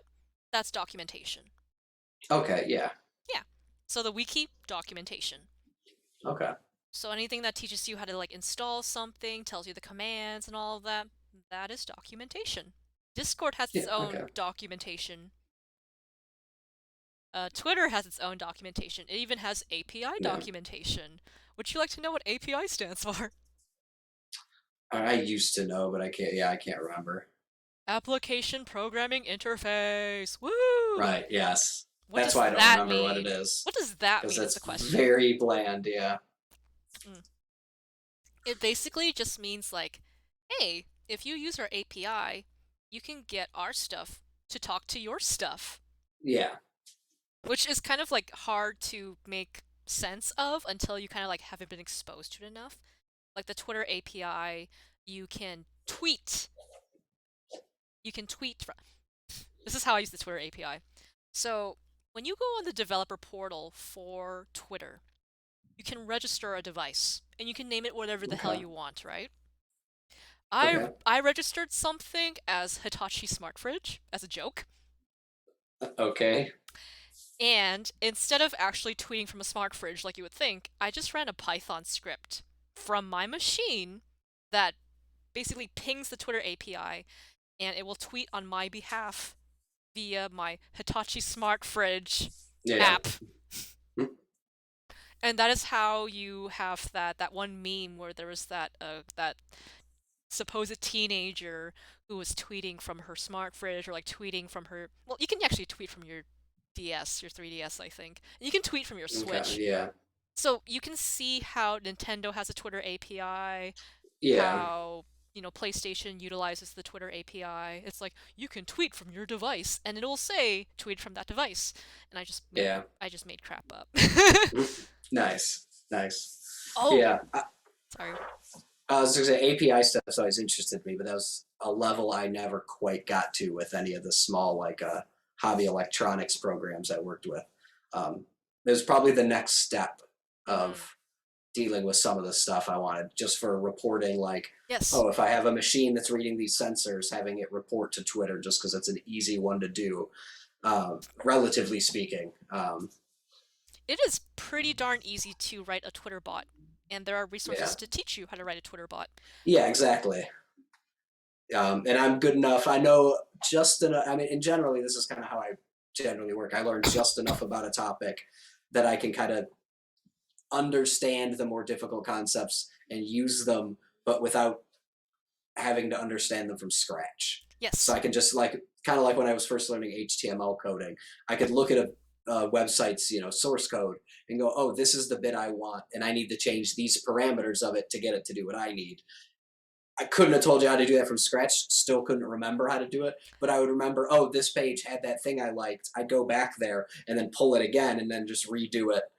Um, so I'm more of like For a cobbler when it comes to a lot of skills. That's how a Like I lot of know people just enough to, learn.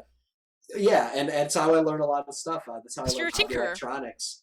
Yeah, it's just tinkering things together and learning even tinkering the bits of knowledge you need together in a weird sort of web that eventually, if you keep doing it, will become a big old quilted blanket of knowledge. But right now, there's a ton of holes in it that lead all over the place, for good or See, bad. I just wanted to raise a point because you and I have both identified that you are a tinkerer.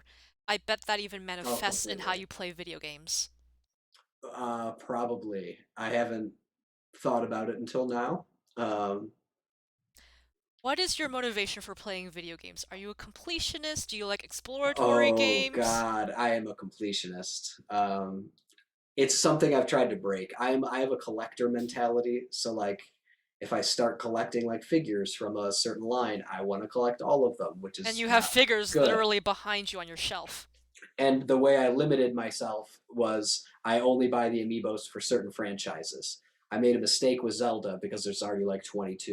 Um, but I have a friend who has all of the amiibo from the Smash Brothers franchise, Oh which is boy. like every fighter they've ever released, which is over 100 now, and he Oh has boy.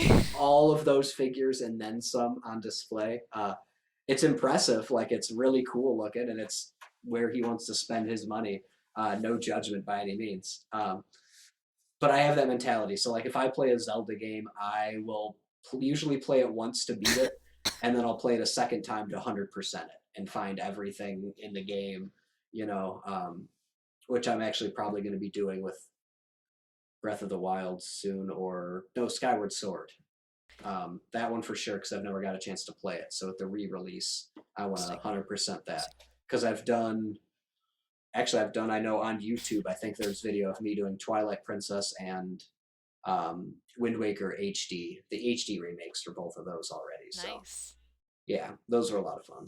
Yeah, I've been kind of like wondering about my own motivation because there was this quiz that my childhood friend posted in my server, and it is the 9 quantic gamer types. And I think this is like Quantic Hmm. Lab. They are a research laboratory for game development. And so they Okay. kind of broke it down into 9 archetypes. And you can have like a main class, gamer class, and then a Yeah. secondary, or you might just have like one, right? And so mine was just called the Slayer, which is you probably enjoyed narrative games, solo narrative experiences. I was like, yeah, I play Dragon Age. I'm that bitch. um, yeah, I like a lot of social games too. I guess. You might be a bard or even an architect. I mean, Bard would. I mean, that sounds like it would make sense. I'm gonna get the URL for the quiz and I'm gonna put it in the chat right now. Hang on, let me grab Yeah, it for I you. might have to do that. Hybrid as saying, yeah, I wish he had the money to collect amiibos. I Oh, uh, thank you, Hybrid. I will admit, I of the amiibo collections I have all the Zelda ones. I have overspent a bit on a couple of them, um, but I can't even afford to get all the Splatoon franchise ones. Those ones have gotten crazy expensive, and I missed them the first time around, and I really want them all. See, the reason why I bring up the motivation thing is because I see myself as a bit of a treasure hunter, and I have been creating my own sort of ARG on accident. But it's not so much that I'm looking for specific things, it's that I collect mementos and then stories are tied to those mementos, right? Okay. Now I bring that up because I have here, let's see, what do I have here? I have this. So it's just not going to show up. I have this. Okay. Do you know what this is? I mean, other than what I read it as, not much. Right. Now, the important thing about the live action Death Note DVDs is that they got Red Hot Chili Peppers in in the soundtrack. Okay. And I bring that up because the song that they had was Danny California. Okay. Yeah, I know that one. And I got this in middle school. So I grew up singing Red Hot Chili Peppers without realizing it. The one of the first cover songs I learned in one of the first bands I started in middle school in 1999 was "Californication" by Red Hot Chili Peppers. I can still play the guitar and bass line to that song, um, Yes. And music is and one that of the was most 20 plus years ago now, which makes me feel real old. However, music is one of the strongest mnemonic tools out there. Oh yeah, no, completely. Because you're going to Um, remember that nursery rhyme from God knows how long ago, especially if you play oh that stuff on loop. well, I inherited all my parents' records, and when I started playing them when I lived with my parents, my mom would come down and start singing every word to every song because they were her records, and she'd always comment, she's like, "It's been 40 plus years or whatever, however many at the time." And she would still be able to remember these songs she probably hadn't heard in 10 to 20 years, maybe, or if not more. Um, And that is which the is always just reason. a weird thing. Yeah. Like, I can sing in Cantonese because my parents used to play the Chinese CDs all the time. Okay. Yeah. So I grew up listening to 96.5 KOIT, Light Rock. Let's talk. Mm. Hello, Kira. Kira, look at this. It's Death Note. But I can demonstrate right now that I can sing in Cantonese. Okay. 我要听，要听这对这，偏愛你多些，最多些自滿些。我發覺我最愛要你編寫。Oh. And then the rest I'd have to look into the actual like words, right? Like I need to read the Wow. romanization, but yes. However, I can also sing like 90s, 80s music because that's what I grew up with. I probably don't know the names of most of them because it's just the radio and back then you didn't have the like the smart The computer. scroll that tells you what's playing. Yeah. I still That's. drive a 2003 Sienna. I drive a '93 Dodge. Yeah. I used to make the joke with the. Actually, it wasn't a joke as much as fact, but the last girl I dated was younger than my car, which is real weird to say because she was a fully legal adult. Um, I'm just gonna put that right out there. Yeah, but it was yeah, it's an old car, but she runs well, so I'm not getting rid of her. Like He's talking I about the have car, not the girl. correct. Whose line is it anyway? Things you can Very well say done. to Yeah, your dog and not your girlfriend. yeah. Oh god, I haven't watched that show in a long time. It was always a Yeah, lot of I fun. grew up watching Whose Line. My parents would grow up watching Whose Line. Like they'd Oh, have me that on the too. TV and I would watch that. Mm-hmm. A friend of mine used to follow their tour, their live tour around, and eventually, it wasn't necessarily friends with a lot of them, but knew a couple of them. Like they would know her by name when they would see her at shows, which is kind of cool. God, the Drew Carey era. Man. I rewatched the Drew Carey show, his sitcom. Oh, maybe it was sometime within the last 5 years.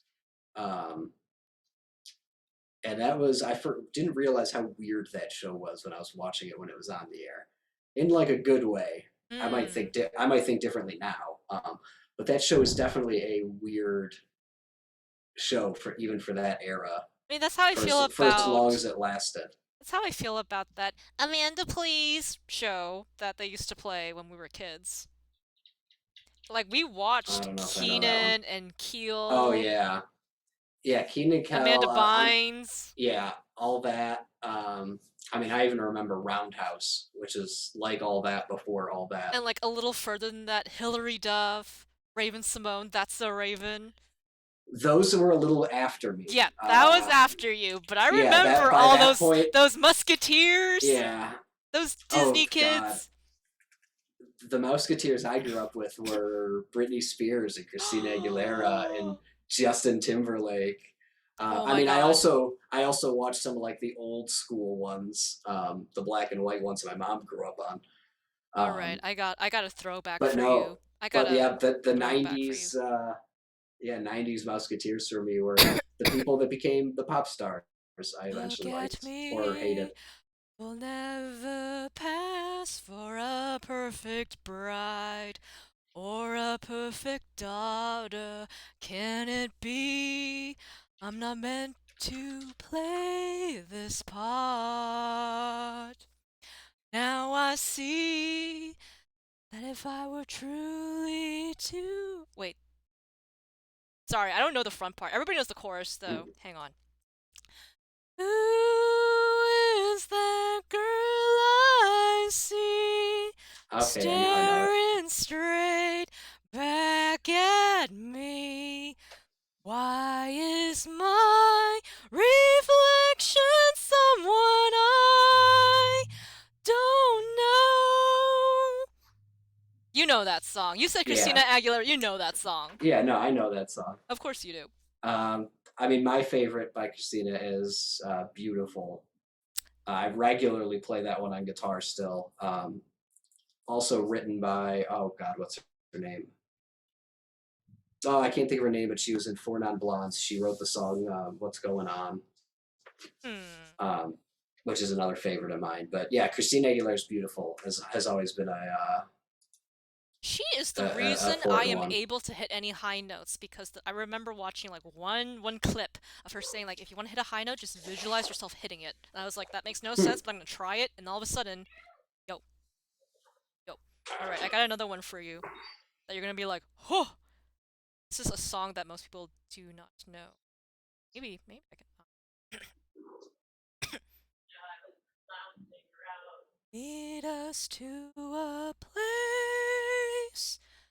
Guide us with your grace to a place where we'll be safe. La luce c'è tu and I pray will be your light.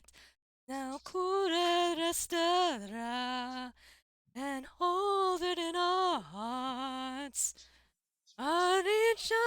I can't do that. I can't do the Italian opera. I'm like freaking Andrea Bocelli, his Oh freaking yeah. duet with Celine Dion. I can't. I Oh, can't. I got to last time. I mean, this is a while back, but it's the last time I was in Vegas. Got to Hmm. see the Bellagio fountains with Bocelli's. Oh my You know, them god. piping Bocelli and everything. Oh That was my absolutely god. stunning. Ugh, my Oh, mom took me to O there once. goes I the saw cat. O once in Vegas. I was like, Oh, Cirque du nice. Soleil, I understand now. I completely understand Yeah, everything now. yeah. There's a lot in Vegas I would like to go back and see when it's available. I would love to go see Um, Celine Dion in Vegas. Holy, is she still in Vegas? is she? I don't know. I don't know. I I probably know. missed it. I years ago I dated a girl whose best friend was was Celine Dion's stage manager, I think, Of course. or one of the higher ups in the production company that managed Celine in Vegas. God. And she always said that she was a wonderful person. So, but she's Canadian, so I don't know what else anyone would Hey, expect. one of the best Canadian voice actors. Wait, is she Canadian? Jennifer Hale? Is she Canadian? I could have sworn she was. Jennifer Hale. I don't know. I know the name, but I do not know if she's Canadian or not. I thought she was. Am I losing my mind? But there are a lot of very famous people who are Canadian. Canadian American. There you go. Okay. God, I grew up with Jennifer Hale. She was in Tales of Symphonia. Okay. She did the dub for Shina Fujibayashi. And she was Okay. alongside Shiloh Strong, Scott Menville, Brienne Okay. Siddall, who else? Cam Clark. God, I can't remember everybody. Who did Colette? Wow. Scott Menville went on to do Robin and Teen Titans. Not Teen Titans Go, Teen Okay. Titans. Oh wow. Yeah. So like the moment that cartoon started airing, I was like, "What is Lloyd Irving doing in my TV?" It was surreal. But I can only imagine. yeah.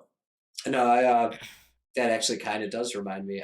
There's a I hesitate to say friend because we didn't know each other that well, but a guy I went to college with that Mhm. we had a lot of mutual friends and we had spoken to each other once or twice at the very least.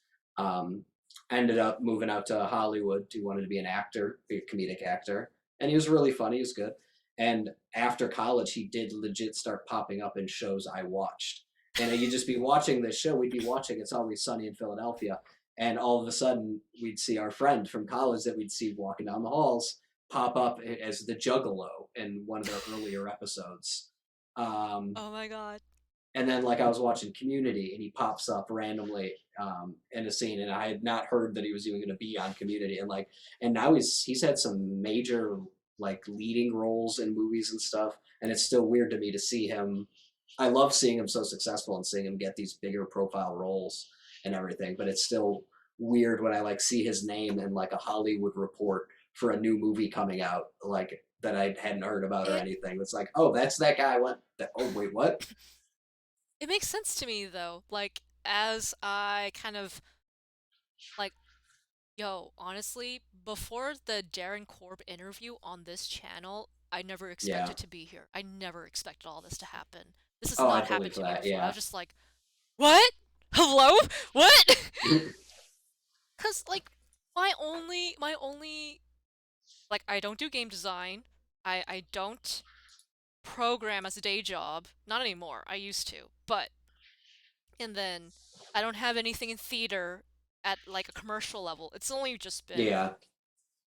I was Yeah. Theseus. I Same. was Theseus in my sixth grade play. I got the lead. I got the star role. Nice. It was one of Nice. those like school production ones. You know how Yeah. they do the musical and then they do the song. I did my middle school musicals. I usually got the comedic role, which is what I was going for, because I always liked comedic acting and thought I was Nice. decent at it. Never pursued it as much as I would have liked. Um, Although I'm thinking post When I pandemic. was little, I thought I would be what? A big comedian on late night TV. But as you know, or like as like, but now I'm 32 or something something. I forget the rest of it. I need to have it up. I need to have the lyrics up.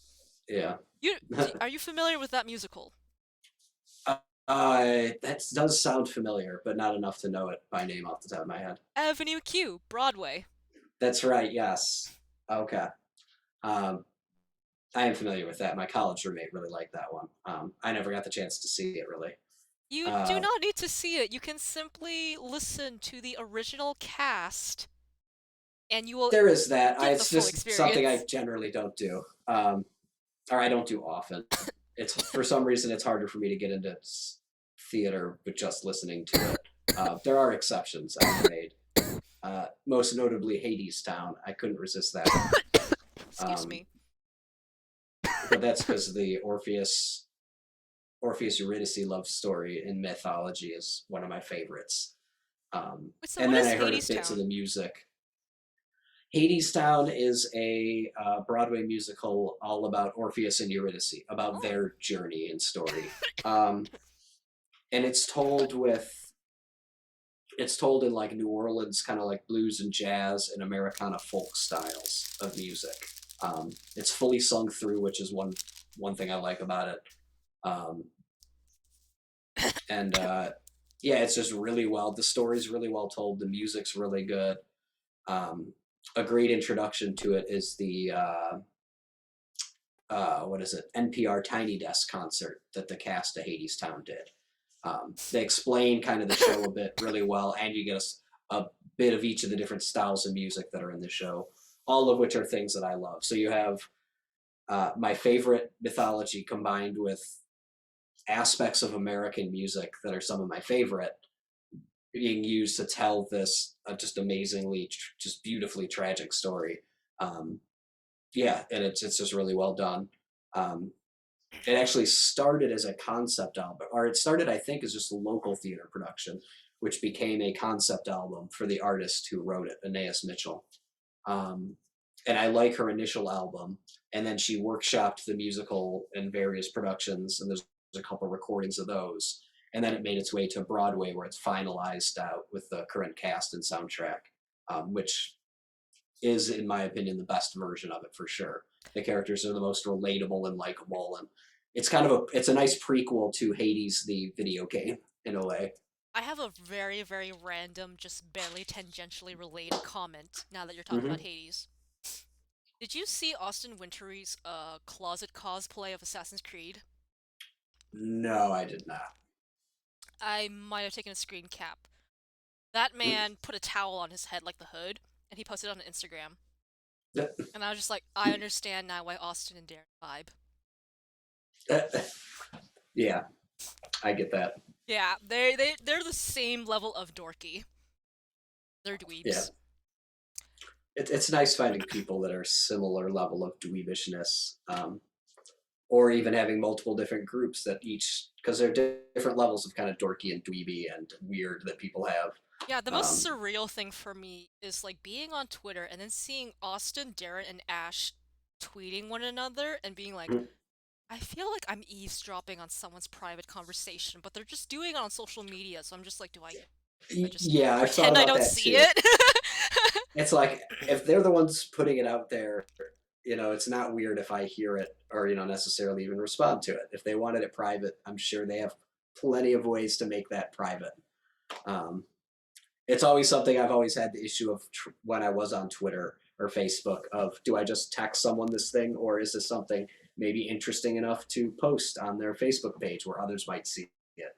God, Maybe someone else has input on it, I and have. there's a lot of social anxiety in that I just didn't need. So I'm no longer on Facebook in that. I'll just text people the text the thing, and then they can share it however they see fit.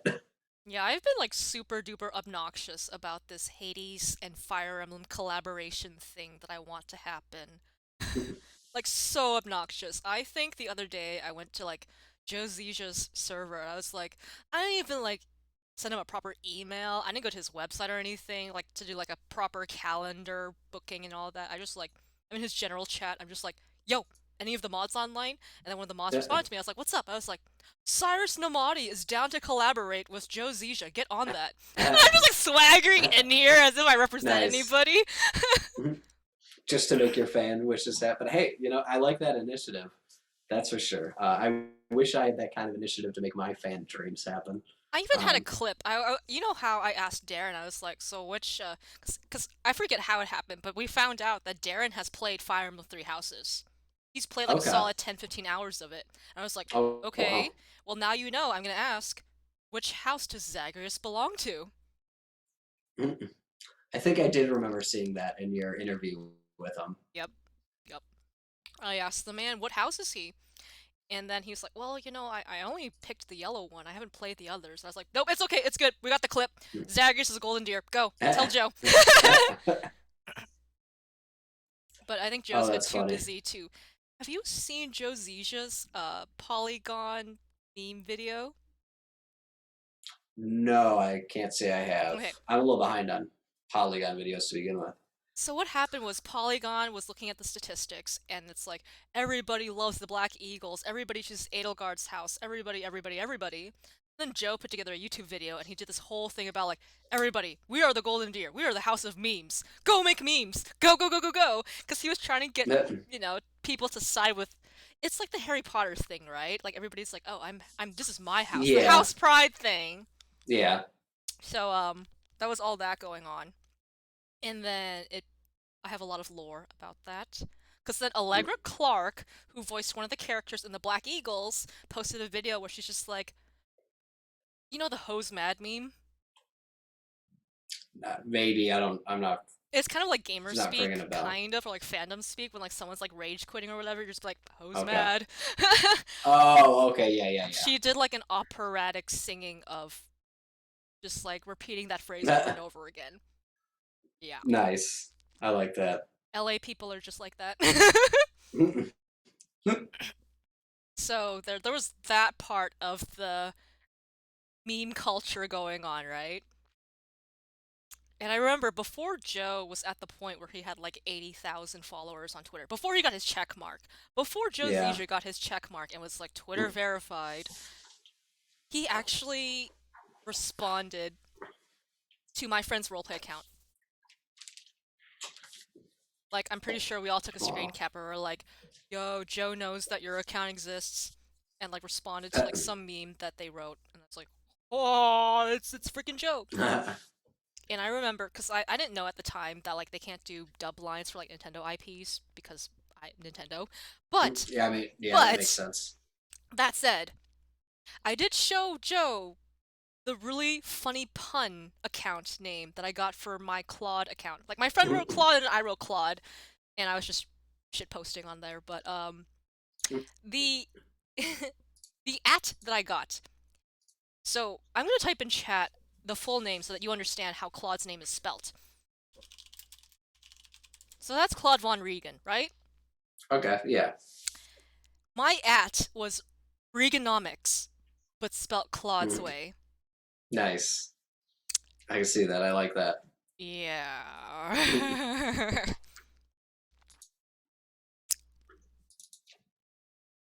It was a fun time. That's my kind of pun work right there, Thank for you. Thank sure. you very much. And I recall, I don't know, the accounts, the other ones might have been deleted at that point, but we did a rendition of Kuehl Theory, but as Claude. Mm, Have you heard of Kuehl Theory? I know it rings a bell. I I have a give you a terrible memory for hamburger. things. I give you a hamburger. At one Kuehl, I give you a hamburger. It's this kind of like joke about like layers of abstraction, and like Yeah, the more okay. Kuehls there are, the further and further and further away it gets from the source material. So I guess in that way you can Okay, think of it yeah. as like JPEG artifacting or Yeah. like memes spinning out of control. Yeah, just yeah. No, I understand it.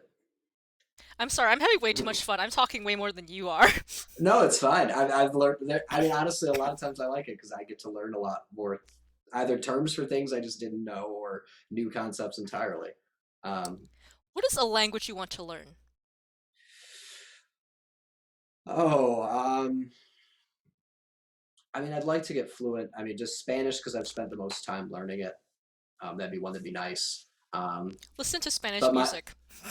but my goals. Hey John, what's up? It's John Hey, Bonsai. Happy Merry Tuesday. Tuesday. I am Um, joined by Buffalatio, Courtney Vinay's moderator. If you don't know who Courtney Vinay's is by name, you will by the end of this. She is the yeah. voice actor. Do you want to do it or should I do it? I mean, feel free. I mean, I don't mind either way. Courtney voiced Tizo from Pyre and Aphrodite and Dusa from Hades. Correct. Yeah. Yeah. She's done a bunch And of other stuff too, but that's like the yeah, the brand those are her recognition. big. Yeah, those are her big credits. Yeah, and she yeah streams Tuesday, Thursday nights. So yeah, in about a little over an hour, she should be streaming some Hades content tonight. So that'll be exciting. It's always a fun time to watch. Hell yeah, hell yeah. So, which is how I ended up with the job. It's just I was in the chat all the time, hardly ever missing a stream. So, and it's That's a how it joke. goes. It's a joke I used to make with a lot of people. You hang around somewhere long enough, they'll eventually put you to work and maybe hire you.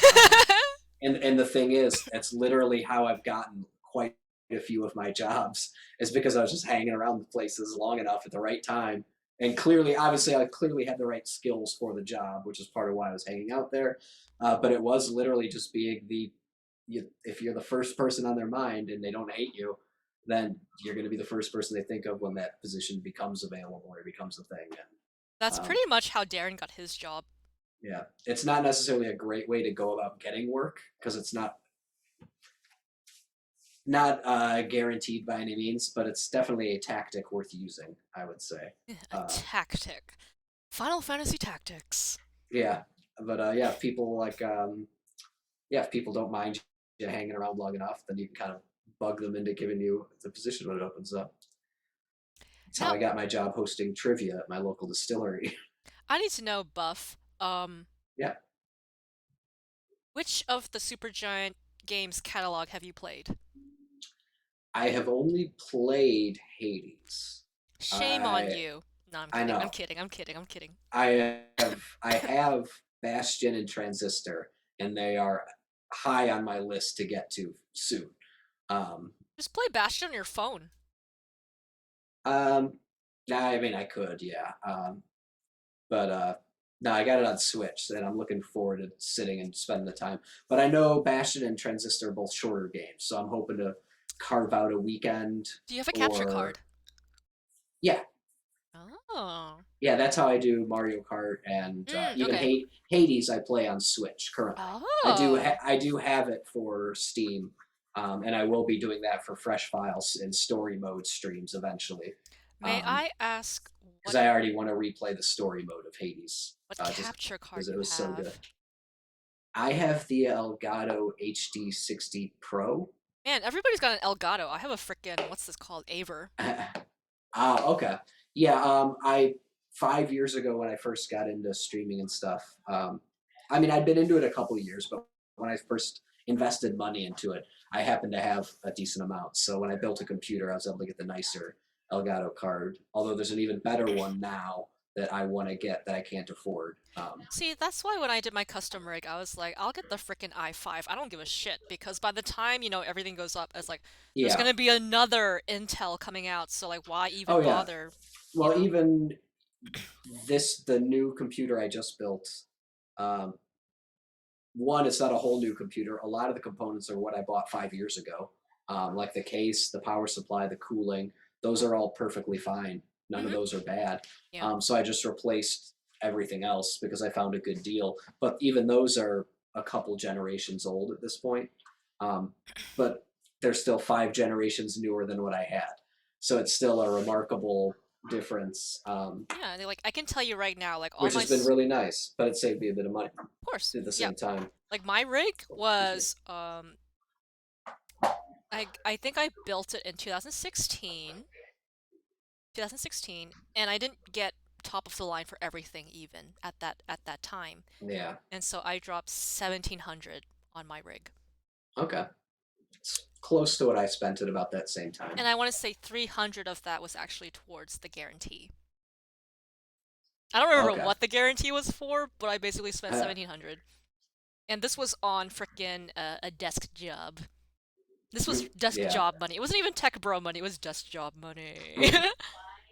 Yeah.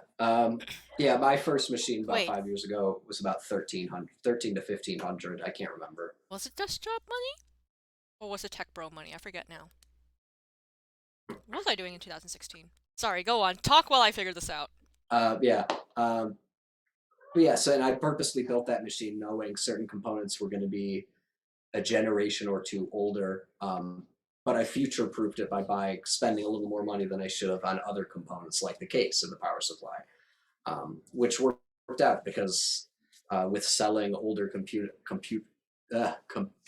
components, um, my recent upgrade has cost me like next to nothing, and it's a lot. It's definitely made the ability to run multiple monitors and multiple software things at once for streaming or modding or video capturing and all that much smoother. Not that I had issues before, but I definitely won't now for the types of stuff I'm doing. Holy shit.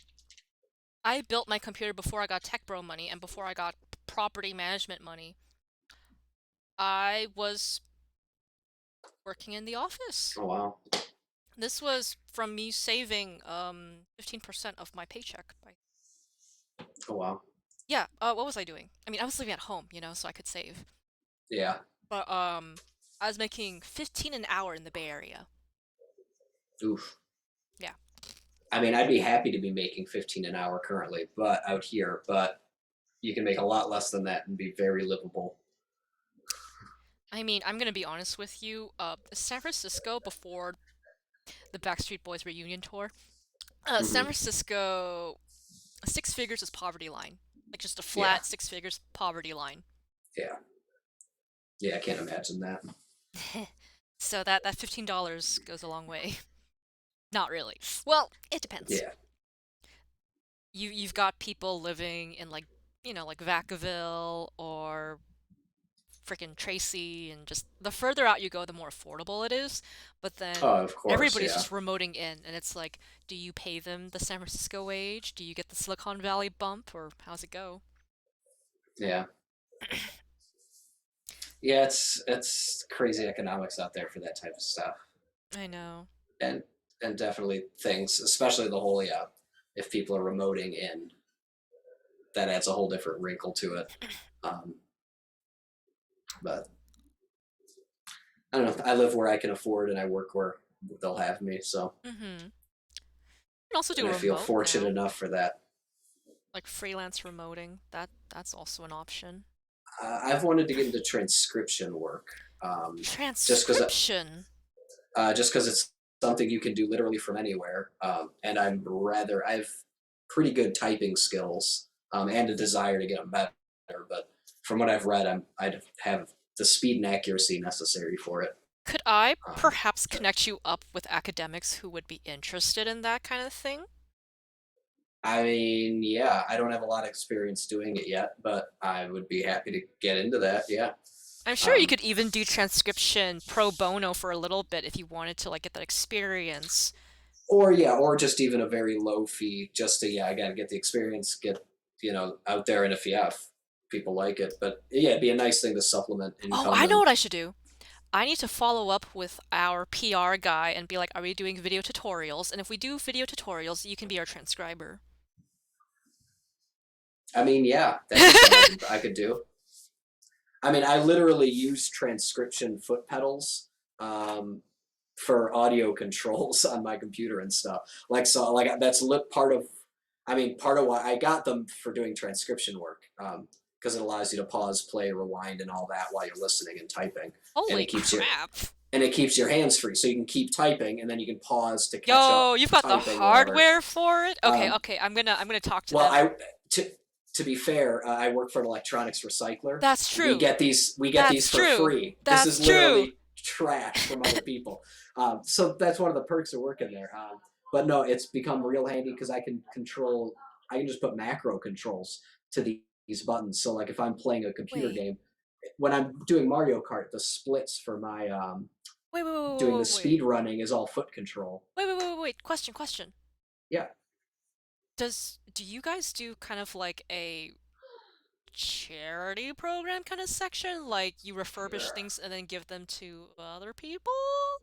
I mean, we do charity work. We have done donations of laptops and the like through that company. My other company, which if you don't mind, I'll actually share a link in the Go chat for it, please. because this one's a bit more social and out there. The recycling company is focused more on recycling. We do sell on eBay, but it's not. We do more bulk sale where we deal with companies and stuff. It's not a lot of retail.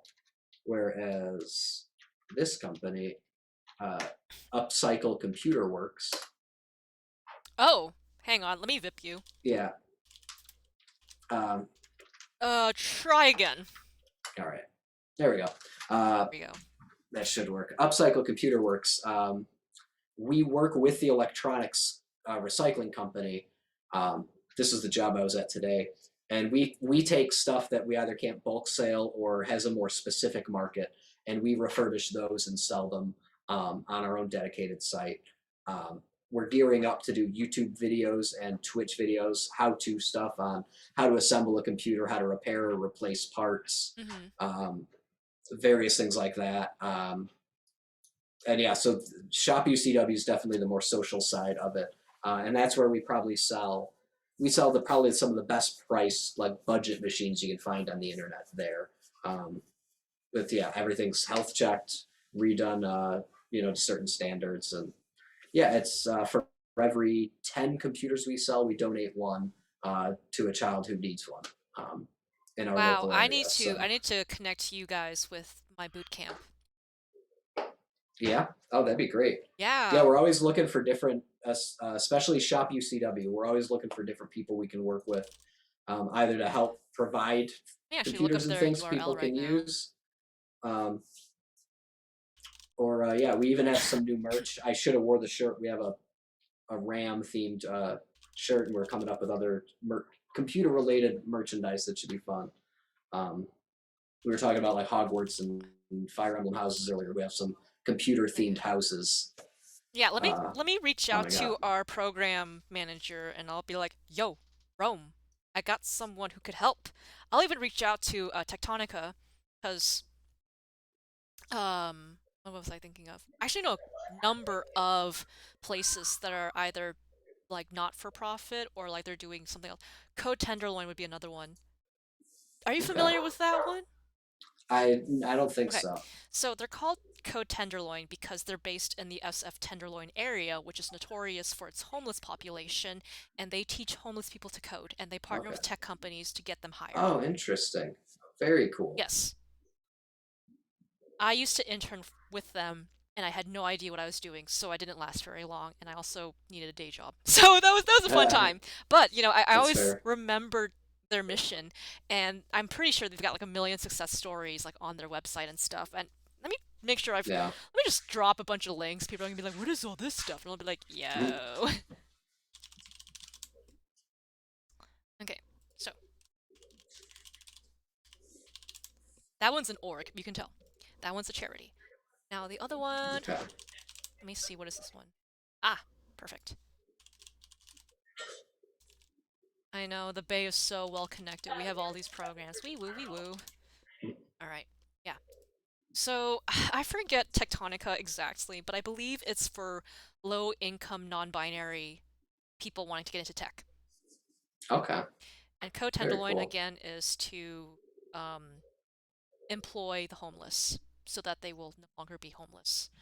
And I Yeah. don't know how ramped up they are these days, because when I was with them in 2015, they were offering interview prep, they were clothing people, for like the interview, the Oh, like okay. corporate look and all Oh, that. nice. Yeah. So, like thrifting to get those clothes and whatnot. Yeah. And then yeah, teaching the technical skills as well so that they could, you know, yeah. That's very cool. I like that a lot. There are a That's lot very of neat. initiatives like that in San Francisco. That's cool. Yeah, no, that type of stuff is this type of stuff.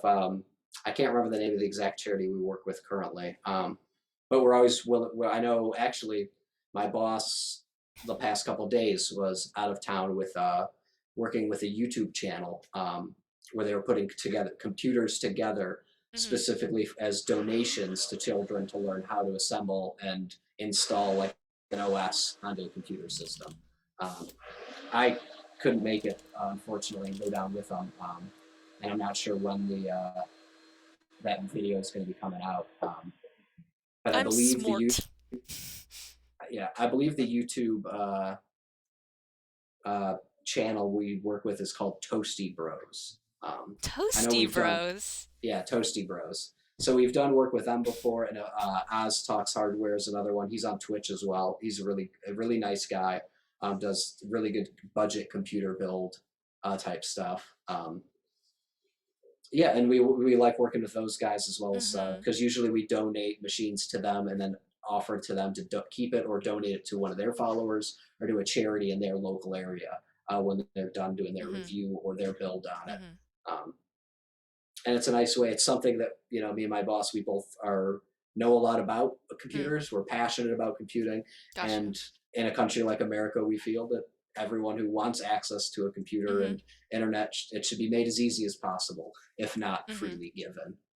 Um, so yeah, so it's nice working for companies that kind of have a mission statement you can believe in that are small scale and where the work's enjoyable and you get to do some nice stuff. I see. Yeah. Right. What's I gonna say?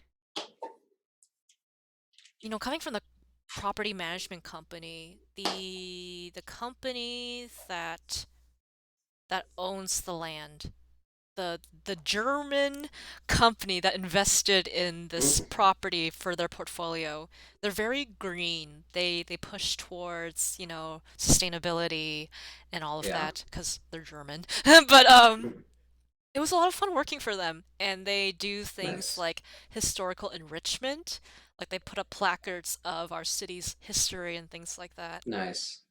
Yeah, And yeah. a lot of property management companies are doing those types of things. That's a lot of how we get a lot of buildings that we work with for the recycling side. I think it's that. Is that they get points for the more green they are. So the more they recycle things properly, including electronics, the better Mm-hmm. rated the building gets. Which I know is Right. there's financial incentives to that, but there's also the incentives of it makes the building look desirable to newer companies who are Right. trying to have a smaller carbon footprint. Mm-hmm. So you want to go into a building that takes care of that for you. Yes. So it's a nice kind of cross promotion, and it helps us because then we get more materials recycled. So there's more for us to keep out of landfills or to just refurbish and resell back out into the world. Right. Yeah, and why did I had a thought and then I lost it. Oh, I'm terrible with that. Yeah, it's like I have a thing and it's like I want you to finish, but then I forget it while I'm Yeah, listening to you. yeah. Um, I actually think I'm gonna have to get going shortly, though. That is a-okay. We did go for 2 hours. Yeah, it's hitting that mark, and I am starting to get a little hungry.